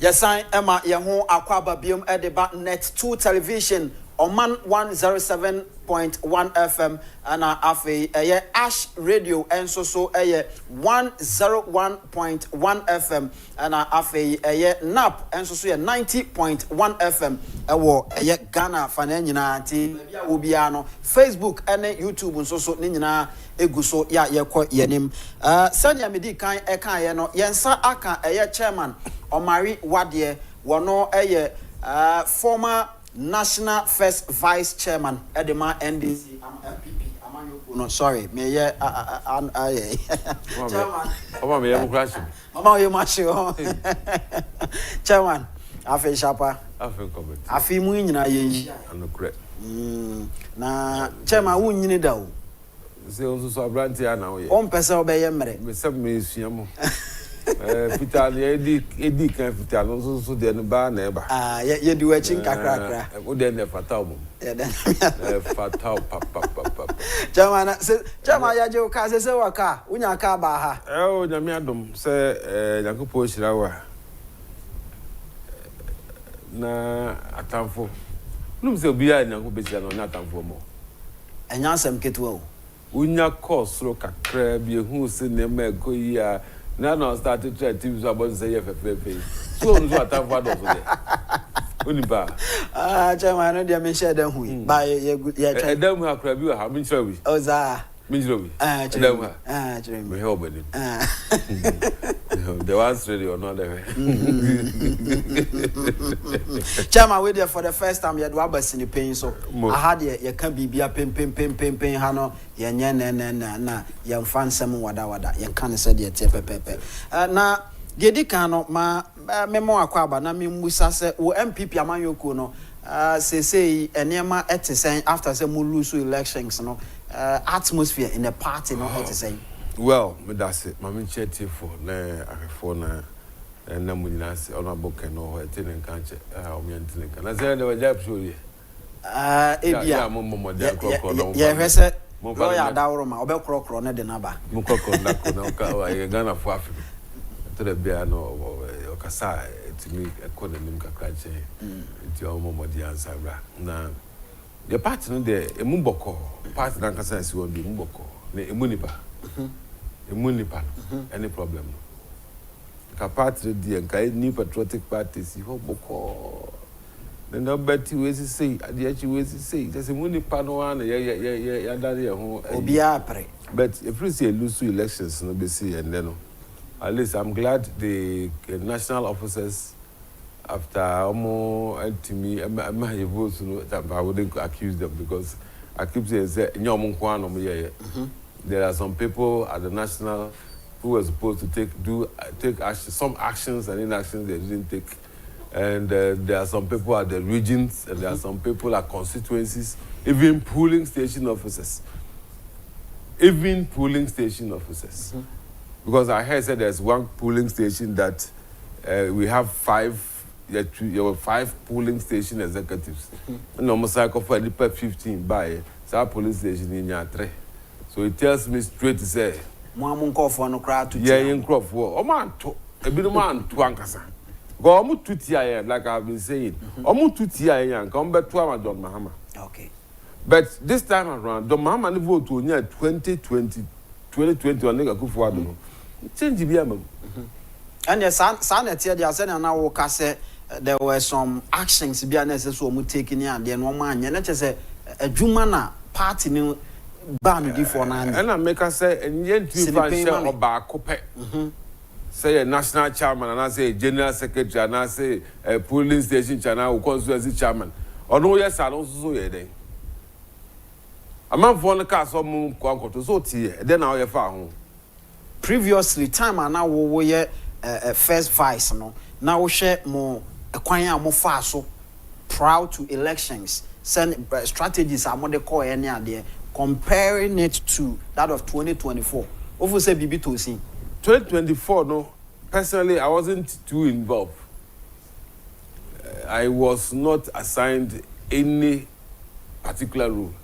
Hey. But I found me and I'm copied BA. Me as former national chairman, there was not a single role say a party and I say assign me say she we so and I say yemwa and I say wait yenim so bet my o kan omo aye yi omo go nchen na ho ana ye sidelining omo. The truth is met me I can say ya mama assign me any rule. Enti na chese ye kan ogu omo aye kan omo but I'm go pay bibi here. One odo pay ko pay bibi here. There were lots that needed to be done. But yes, we had the national campaign structures. Enti na chese wa ko pay bibi anya nka ya ma ohwe anya. Because who nya hwede. And who ko pay bibi yes why you must know say one kasa wo ko nya no. One akobo ka. Yes. But when you know that we you put yourself out there and get things done. Chairman, Bibi asesa or party ni mu ana say as former, I mean, first vice chairman. There is one problem that when I was a national officer, I attempted, and even we put it together a document, a Kumasi. Okay. To go and look at my case amendments to our constitution. Unfortunately, it did not see the light of day. The proposal has not dorsal. And every time I bet me a chance about the dorsal part, your boys near debating and as near proving. So it was decided there's a young committee, be no more training in a normal share more. It be a while near the same thing. Only the wedding night. Young training, unfortunately, committee no report now, my kind and if you be to abandon a year if you. And so, one of the things that I personally wanted, because I had been a constituency chairman before, for I was also West Wagon. Okay. When I'm a chairman, or at least for time, when I'm a chairman. A Sikafo constituency. The whole Ghana. Yes, it's true. I mean, we had Joula, Belim, Roman Ridge, Airport Residential, Legon, East Legon, West Legon. Don't say Ghana, how you free one? Tanzania, Trasako, so maybe I could have to a process. Airport Hills, no more try some basic beer, but how they traditionally, how do we go? I can go school for you now, professor for you. I can remember at that time, young boy, but this is supposed to be boss. The club there. Oh, yeah. Now, looking at that time, and I make us say free honor. When I left Ayawaso West, I became a non-executive member, even though a former chairman. Okay. For 2 terms in Ayawaso West. And constituency meeting, hey, that is the problem. If you know any friend saying former constituency polling station, region or national officer, here we are just a party structure and say anyway, young friend will be crying and can't tell. So we are former. What doing is it doesn't come in. You could choose your polling friends saying constituency officers, you cannot have a say. Sometimes you may have influence. But about to don't come. And the chairman looking at all former this. MPs, former regional officers, the same thing. You could choose presidential and parliamentary. They are not consulted. And looking at we no, my young Musa said proud to elections. A whole former first vice. Yeah, no, Bibiana one yet. One ado pekope BBA. Afe wo konso on your own from your own pocket. And I will kwa ye. Enyama we nyina keka bomu. I cannot apply for any budget. Enyama we nyina keka bomu a wo sha time a wo call elections no. Now we we need that so MPP beat me win elections. Me I knew it was possible because Ajuma na akufo-addo mo abeye no. Na it tells me say even though me I always had a problem. Okay. Because we Ajuma papa said there now they said them to obi ehunu akamfo. We were not only Coca-Cola. Akola ya won na kura dem Coca-Cola. But they still advertise. Yes. Akola ya won na kura dem Coca-Cola. Yes. But they still advertise. Now then the YCC school are there YCC hospitals na kwanya yanga. Not more China, not last show. Last show no two very enough any commission. At least Net2 Nkum say no system to mu asi we. Mon ko twa we no mo mehwe the high project we na duru high we say ne no. You could have done yan twen ma day no so ansa na yakopesika be advert no kra the screening no kra ne problem. Chairman, Martin, our person, why was in the pain? Not problems, I say. Some of the adverts, no more, no more, you shared adverts, you know, and even the times they were playing. So, monetize any for advert. Now, the compare MPPDR, we are careful. Study or analysis of how they were pushing things, even though most of them not true. How they were pushing things through, true, but how we even were reacting or responding. And in all this, no, you bet me I can say, or part in though you were campaigning, all right, but then, no one ready strategically. We were ready to win, but some of the people who were given the opportunity to head or be in charge of some of the way, were just using their. And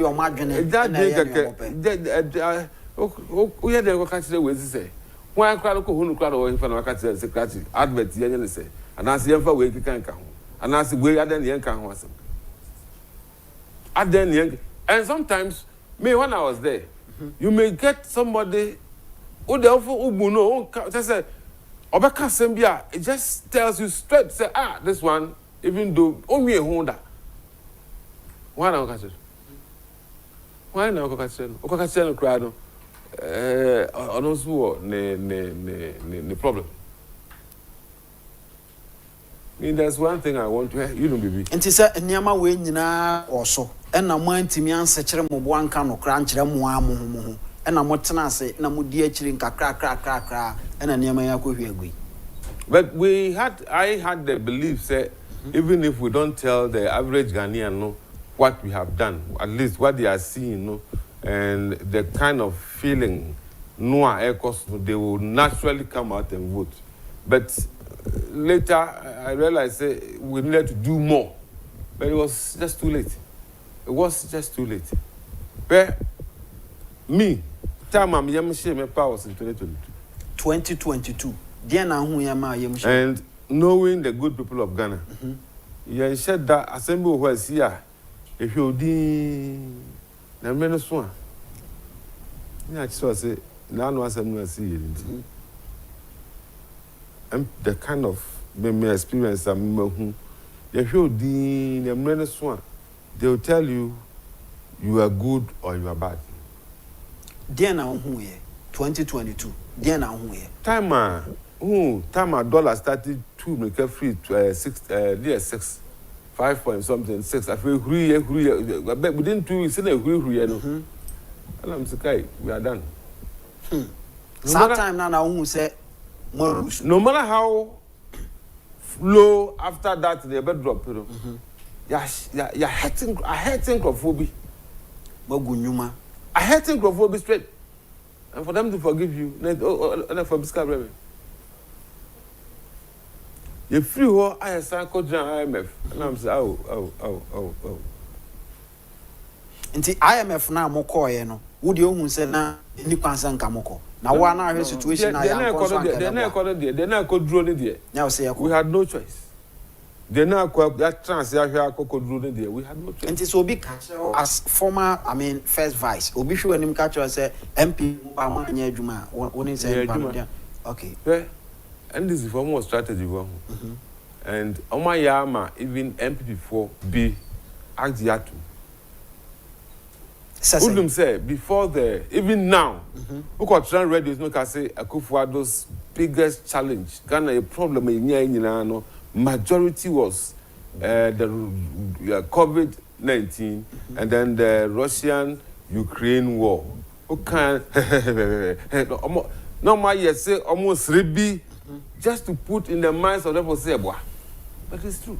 But a papa winning and saying man is what kind was say Russia, Ukraine war in Japan. About say no dear more banner as a buying more campaign and more banner. When him said be a bit messy. We did not anticipate to expect Russia. Must you anticipate it? And America said, why do you say we'll cook a crack who must the 4 hours the betra? Who could do Kwamu articulate be at the question to me for when what be do 4 hours. It's all time of 4 hours. No, I have friends articulate no. Yom the page few as what to yes, say 1 year. So even though I know they had a plan, Chairman, 1 year about for a quail now, Oswan and Yamanaka chance you drew us here, you bet your best year. Na adwe ya home na duru na wanhwe amana anwe na home a wa hye na bufo and pepper we catch was 2022 na mo say MPP problem in 2020 na o problem na hu na na make us sika semu no a tehwe ye inflation free cocoa drew 54 55 no I knew say Ghana for ya mompa ya mom fan say Ghana for but ebe kwa ba be heti Ghana for be so besia dodo me ma catch my challenge severally what do you say? Mamenka or menon siada. And unfortunately, good things media don't pick. No crap say akufo-addo, I President Akufo, free abem no. Now Ghana yeke did yes, just about $10 billion. Near one slip was $1. Okay. Exactly. And near can near 10 billion cedis, equal to $10 billion. Car near free Kwame Nkrumah be see sa time akufo free some 10 billion 10. Now, and this is for better now so 2009 to 2016. Omo ko near kana free 10. I could drew 39. Da hina kan 29 billion dollars. Omo kano free 17 sorry 209. About 2 years. Move fees no 2017 na by a kana koye $39 billion. The $29 billion. And then me no kasa even Assad now, mama buy amakoto petrol bi abegu money na no. Say kan ya he. Men check 51 billion. No, 50 point something. It will be because of the dollar, you know. It's in back $50 billion. Who that in account 11. 49. What about account 50? So 39. What about account 40? Say no na mumu ya say omo brum besia dodo nti yamam. And no make us say economic messiahs. Akufo there no 10 billion. We no want the 29 billion beka ho. And Akufo the 11 abeka ho. Ye ka se hwan ne Ghana ka no obo ye pa ye hwan. Akufo there ni 10 no. Na ka di Kwame Nkrumah be si Akufo ta na 10. Ye there ye hwe ne sa ye hwe. Ana make us we no the free 10 no am call 39, them the $29 billion and a can home. Yeah, Anna and na Akufo-addo say kono ne or the 11 abeka why na dey a kapa be Ghana. Wow, sha why na Ghana. Bahama no the 29 beka Akufo-addo the 11 beka one na dey endorse. Satan no so ye say and I'm doing dollar because Ghana ye kado edini nyina no. Ghana ye kado edini nyina ye ko tua in dollars. Soon je ko bo say what dollars. Nti ye ko tua in dollars. We dey divide na ye kai da ho Ghana ye to we dey bubu Ghana ye ka Ghana's total debt as now. Now divide by the dollar rate. You get something less than $50 billion. Ye kai edini nyina no. Obi aboka $29 billion. Ama me no me say be tua be the 11 aba. Do about 29 to me catch the Ghana for you na say or no do about 10 no mum abo Ghana ka. Say Ghana. Do about 10 no mum abo Ghana ka. Ama Ghana for you ntimi go defend it. Ghana ni hwe na sebe I mean say we dey send account wo dey send abeka ho o ba wo share box aso bibie nwuma ne ade ni nyina ama so eno Ghana ni mfa bufu nkoto abente enwuma no de nyame adom ebi bae mo bi enwuma but enyo bia na America crowd me no kan ye sa manfu adwane kokoi un de ntia mo pa am so mo pam Ghana for ai foreigners no say juma samum oh yes so mo kro na fa mo sa be juma aboso eno de Trump e ka say ase ahoho na aba be show na ma criminal course no criminal na make us criminal na say na adwuma so kan mo adwuma so kan but then the omo now what is funny there's something that people are not aware that say after COVID and Russia Ukraine almost every country that went for elections they changed the government with him including US ntia de na mo man change mo de Se mo almost the same buying almost to abet ya incumbent aha enti mo hwe sa trend no rating I change 4 times Nigeria koye ya nto abentia incumbent government no Tinubu aye so onu akufo-addo ko hu de o ti dey kind no got this no kind Mr. Democracy welcome to Nigeria mentor from the democracy no try us am ya bejo power people so muka say South Africa winning elections ko person ka akufo-addo do no ye ni bi Nigeria nto aba ho ye wini aba anything o kan sa person che Nigeria akoda men ko hoda na le say lady house and ko so ba honso so aban sesa ba sa yeti organa me say ho ye nto aba ye wini aba ye nto aba ne ye wini ndipa ko salary so be wini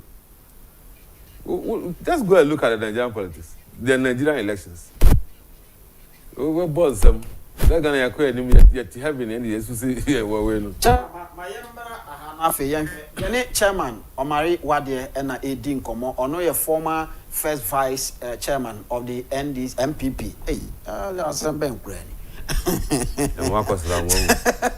wakosra mo ana yene no edi nkomo awie e wa ha maka kire se osu betimi e de wode aba na afi yato aso akoyenim e wo ho chairman nansen a aban sesa ye pe na ho ba asem se orafo ya bo minim o ka awutwini kakrakra no o ma ba abeje e de afiri ho se ka no m de ama ho na emu asem tesen makwaje ba de emu asem tesen se omo be fire say car na say aban car me ko action man of fact me ko service esi fitani ni ho na omo frɛ me say fi go for be ba so bo fi ora se car ne ese aban car no mo intelligence information say car ne why the number ni and omo so mo fi ora me say me nyini fama me no mo kasa me bisa kwa na so ye fi ora na esa car ne aban car na bisa nse na omo bo car number na kire was an uba car na no was an the same number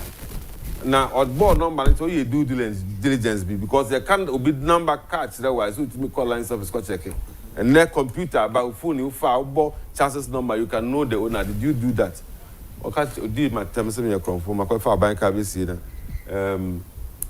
manu odi am na the national security be mefa na ko na ko si say me ko do on say first day me sang ma hu ni pakra me hu kan the second day they say ajanso ye wo krom kakra e mo nya contact ye frɛ so ye mra ye fa to boot to car see ye kwa car because see hospital the people see ye mra where dot ye hu ni pakra car e gberu riziki amai the third day no e san ye no mo say ye mra third day the san fa to truck ko si ho enyumre ho ne de go krom am se me fa makma de nko nya banka nti card we see workshop no beto the Ghana sika don ye fa Ghana sika ko han to boot de ko si ho no e do say hu se nya mo dia no me fa no se me san han to truck me fa man de nti no no mo no betu ana wa oboto hwan me ko hu nkrofo bi ati ho me hwe o manim kra kasa ho ye bio se ye akwa Nyankopon koto se o chi kota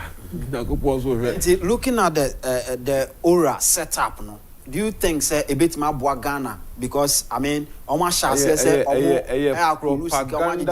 propaganda to then man ya propaganda me I'm taking them on me them a bufu kran say omo san ko trans social media di matter omo di matter mo your incompetence out of your incompetence you couldn't even check the card number no and as munim the starting all for the new police for na mudi achieve there about four police officers some kofa aka no omuna animu yi a police for munim say timi check with them we na phone so and as DVL na register cars unko hwese car na number na dem ma no e kan buy car list ho what's na ko jina be se me ekronfo no time Mr. Piska enti approach na approach na omode ba wo so no e na ofo say enye ana said the whole aura setup this nonsense must stop ade a aban na kan bo mu no o ente e fa car say o akufo-addo na de ma ho ubekodi achire be hu me Nyankopon na ye madom na me nya amam kofa ntem ade a aban enhihye mu na dwene mu e na watimi create e de ato say yemfran jiga aban dream what you dream what that What be a friend and bonnie? I know you're I dream bonnie, and I dream bonnie. I dream and I dream. You are dream pa, and you are dream bonnie. I buy a dream. What can I dream? Mente ekua. Omo beje Ghana for Japade. Sika ye beje aba ene ye. Ora. Say na omo de propaganda to ho no. Enka bosumi ni almost over 1 month almost start adwuma. Enka omo timi a kire ka ba ko a ye say eya ban ka enka dede omo ye no. But Besina omo fa din ba ko metu dwase kene why not? They have not. They cannot. They only go harassing people and taking their monies. A certain. If I can't go to our car, the man, that's what they say. About 1,000 complaints and call for the about when they come a president. Baby Papa be woman, come with a better sacrifice a minimum. We Baby Papa be woman may challenge you that 1 month. The Muhu, Nipadia Muhu, move to just moves those lawsuits. But obet messing actually anima can crest in the pain say I mean government a muni performer yakaza elsewhere administration obi anu our far by bibia akufo-addo kono was said that before say omo etu abani no ma chief of staff throw let the man every appointee crowd TV or say wa ukuta abanka we am appointee fakade ko Manya what drink cramposi over the cox and alcoton and alcoton. No, don't even apply. Return the car. That is what the Akufo-Addo told his appointees. And that was not the same as what happened in 2016. What happened in 2016? John Dumelo and I man a Greek minister. Why? John Dumelo. And I say man a Greek deputy. Why then? Le car, ya free the honor. Ya car then if you next workshop or change color. When you sure say no so bet me Wadie na bia. No, the beside the car way e Akufo-Addo there no omo kono abanka bi oto e list. Until list no car way the chances the car way the chances ni those who are assigned this car those until they had a list. Say list ya call ya the car the chances ni who say e list ni mu. List here be mo share ya Wadie no me be fa Wadie wrong. List be any be. Dey bia mo so mo ye mistake. List nikita come that betu just ayi car way was assigned to Asumesi car was assigned to Abonting. On say almost sign GC council so National Cathedral wa buying 58 million modie to amana ato hoyi. Ni nyina kan sika owura no beje no. Okofeli anwea no. Tipa truck na kwa za anwea no. The obeji sika no. Obeji tipa truck for no. Eno dey chese omo na beje. Entina me so say the propaganda no dey asset. Almost a Bank of Ghana building na si ho no. One who's at opposite friends Rage ho no na no. Dem so kasi 3 towers. Almost say sika no see 220 million. Omeje. Nti edan no mo kwaje sika na free Addison ho ne Addison akofa sa dan na say ebia omo propaganda there be ebia omo value ye no say ne amo ba ban mu amoka say wo hwe circle interchange si ho mahama edi bibia to so ene ade no sa no so ba ye omo value omo hu say no mo so mo aye tratis mo de bibi kakra to so eno no ne omo nya pa me no mi no e ba 20 so are o tsame so me enche me be ware me de me be to for I do ne ora yi a mo so makofa aben mo so mo de be sika $18 billion 1 billion 1 ko munya o de me de be count be o de me o de ba say omunya 1 billion 1 billion and government Bank of Ghana building is so mo kwa 22 billion ka o da ka 18 billion and say ye I'm not some of the your friends no cathedral trucks and excavator cause see mo no ya twa truck for the catch excavator for the car so kwa this kind of truck for the excavator no who obenya ba obetimi almost out of the 18 billion Brian Champon okoto is okoto snake dan bi okay hotel and omo ya no so nya nto omo bu ni nyina kan 18 billion hotel ya nya nto etua hoska omo ko this kind of Brian ho almost say Akufo-Addo ba nkokoto national ambulance spare parts aba almost 51 billion omo dia kan 18 billion na omo be kwaje ne ho ohia beba ambulance no ya nya nkofa ho ne ma no omo so omo kwaje ni na omo dia kan omo le so ko dia to the friends ko dia TV so no sam TV ya ja ne oba yi appa bi ene wo busu ne ti say ya no ye Chairman, 2028 is just around the corner. You want to say a wechiri, a near chirisa, and check na aba. O party, MPP, wow, sha, my ready to 2028. What shall say the anima? Who's I hand you over my and this phone? To say, the extra, I go to, I never go to this plate. Me refine kakra. Oh, me kwa sorry na I so hene no ne wife was and girlfriend a year my ko twa tire no ma no. On say me ni me no pa. Ya kuku play policy plate to say. And then this is for I did this job that's a money. And looking at how what they have started. My point is na matriculum, what matriculum? And again. Yeah, where you asking say. But tricky, you know. I would, yeah. Teacher, what's so me so or say, but me who see a trim. Mister, what is also Martin and me who see a trim. What's so a education for a monk trans no mushroom and all kind of education, I see a trim, I see you from what it's room. What tricky, you know. And I'm here say a friend says, teacher for me. Some call demonstration by cost like that, they say, Monco to some of the monto. Who for akufo-addo. They catch them. Or $6, a $6 about 1 city, and I force this. And then, cost in the 16, I try a cop. But no one city when you're and we have to put our acts together. So now, must start there. And I look at the ministers and the appointments being given. It will crook up down a cock of her gold. So, near crook up down also cock of her a quabi or coyer a friend, and what they call court. Ambulance, I caught your friend. And go out and to forcing. Okay, you go substantive finance minister. Akwabi no Bank of Ghana no so kasi e dey court. Unu dey court. Onu na go cruise kama bank na gugu ye no. No mo so fa exchange just say na no abi. That was the allegation president. What was liquidator support. Akwa no yes adwuma no ano. Ye yi adisi adi. And yes hey. So now your deputy now yes ano. What being brutal. But say ko ye governor.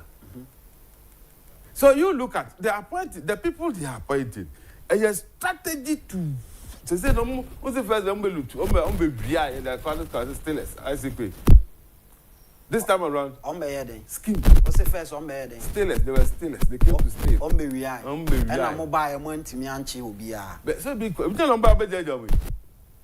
Open your court. You see, where be 8 years. Assemble one went to me and dear. Them. Almost some more plans on the yeah, way.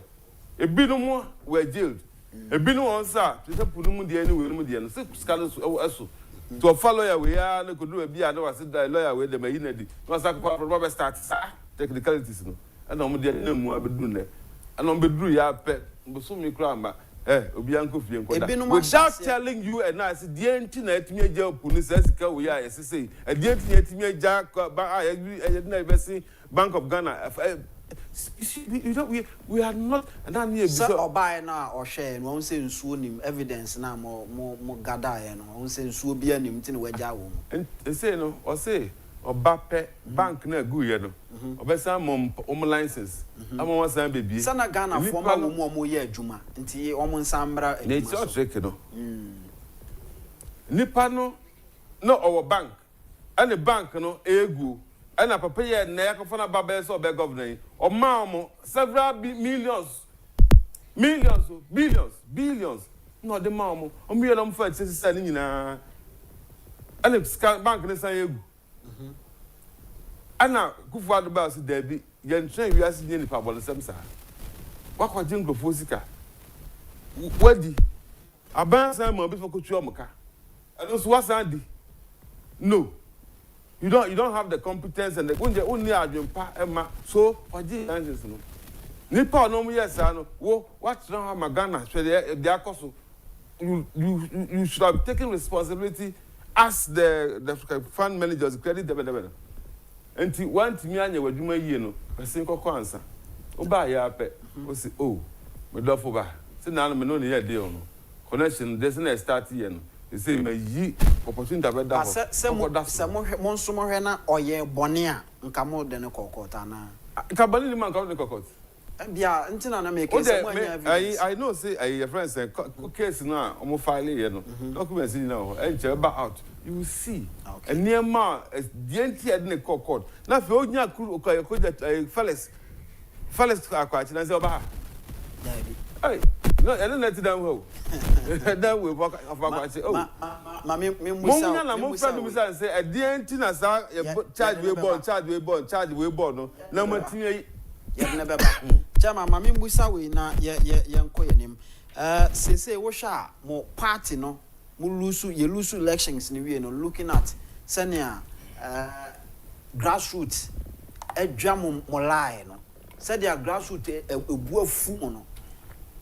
Enchese be na afo say the two akwan mu ebema party no asan ya akono e dey ama grassroots. Fortunately, per our party's constitution, as I say, I choose polling station officers, they call constituency coordinators, and say about constituency, near about region, near about national.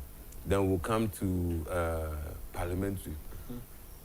Possibly the orphan constituencies before the presidential. And we have to do all this before the end of 2026, next year. We have to do all this before the end of, and I believe by the time we go through that, now part because some people did not vote because of me, possibly. Obinso and control because of polling station officer BOT. Obinso here because of constituency for himself, phobia no moody. MP no know more there. Now be on the reason. Okay. Until by the time a baby, you know, that cleansing, the cleaning and the cleansing will have happened. And by that time, to knowing the kind of people who are governing us now, the full, friends, you know, the big bang will have happened. So they will be ready to say, Marco Suenas, and now Marco Rome, Badia, Umeji, Umeya, the Panama Ghana. And that will surely happen. Na oshe sese niama ekoso ewo MPP amanyo kumu a definitely mo be present you be 2028 na amanfo ashase omo endorse the candidature of Dr. Bawumia, and then even so ashase omo so endorse the candidature of that of Honorable Kennedy Agyapong. But I say omo endorse Bawumia ne de bibia you okay and no de me nyante president candidate ono so ba be di omo e de ne ba on president mo de ne ba the matters the president candidate and say no ye bo Dr. Bawumia din dia bibia you okay yet say ya bo Honorable Kennedy ye bo yet say Brian kan ho na me ni pa no ye bo usu ni din ala usu Brian okay na say ye bo Honorable Kennedy dia na ne hey amanfo egufom dia na esimu party mu sa na gaza na nte say too soon too early abrofo am say mo dey ba no that be wine na me ya repair ayo say o se kan pain kan and I say kan say and me see pain chira oh Dr. Afriye are you Afriye can be I say Kennedy Agyapong too soon. I have just let me Dr. Bawumia there okay. Let me tell you something. Well, I haven't heard him, but I can confidently tell you, as we speak now, we don't even have delegates for delegates.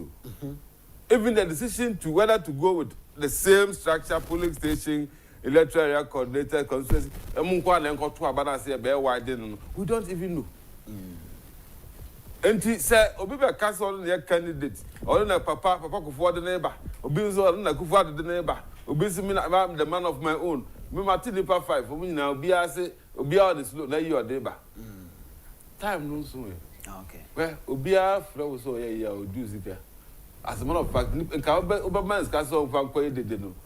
Fat cat said to say, one copy position being pre. Because a combine say a friend say delegates here who are police station for Net2. Now so una radio caller, una your friend say the radio host, una candidate the campaign manager. Now say who need any of this structure about who to be. And what I will tell you, your party need now say say look for a polling station, baby. You do see a nomination now. Mafia 7 MOBia. ye bia obi emiemu obi person contest one contest for the polling station, for the electoral area, for the constituency, for the region and for the national. And what you mau year in 2024 no. So yeah, you don't need to fear. So yeah, you as polling station chairman or as constituency chairman, as regional chairman or as national officer. You don't need to fear. Right. But why you want to do mafia no? And no mafia no no san kotena ho a. Na fi wasan asai eduru ho a me a me nko campaign enko a mo fiscal ma me nko. Me wa ya delegates wa ko ya ma mo kakra fa sie kura e. Wo da ba fie mo mehwe o me ne ma me no polling station. Afi eduru no ko fon ko to abande be fro. Will you speak against political intimidation within your party? Party intimidation. I have gone through the rank. My polling station, my ward, my electoral area, my coordinator, my constituency officer, region, and national. I can tell you. First vice, it means sideline. You can't sideline me. No, me. Let me tell you. Mm-hmm. I was the party party MPP. Free 4 times. I started doing chairman. Where? Then anything go forward and buy on the family car, no more here, no. Me started to talk car by 20 years. Men I'm taught Benz, run lights, that time brand new. Me the akufo-addo ball. Me the whole Ghana. That weekend, no be a meko. Obi to me catch them say, you want to buy my me be able to akufo-addo be the 8 years. Yeah, me got to Ghana Post. Board member. Oh, the last time I was let away. I'm a board member, but I'm still here talking. I'm not angry because I love the party. Obia kotokoni, bako kromo kudu. Onu so nka sen. And yes, me a bad, and I go for a mama appointment, as it come sikadi contract. Me see a diamond crofo bro, me see diamond crofo kromo ha. Kasku ada yesi kra, na flame bako. Papa bako be kon ho. I don't say you see na. Alan, my memory dino. As a national officer. National vice chairman 5 times me call office. Papa Matisi we call me mammy can make a sacra 5 times man. Alan assembly make a nice lunch man. Bisano so be officer me when whom me let very that was me person me who know that. I didn't see him. But I don't pay you know say partner in 3 years. Now me cousin. All right. Chairman. But because of the love I have for the party and you I'm still working. Thank you. It shall be well. All right. We will come back. 2028. Chairman Omare Wadie, former first vice chairman for the MPP. Ono and Yeshia Edin Komo, Ewaha, and area.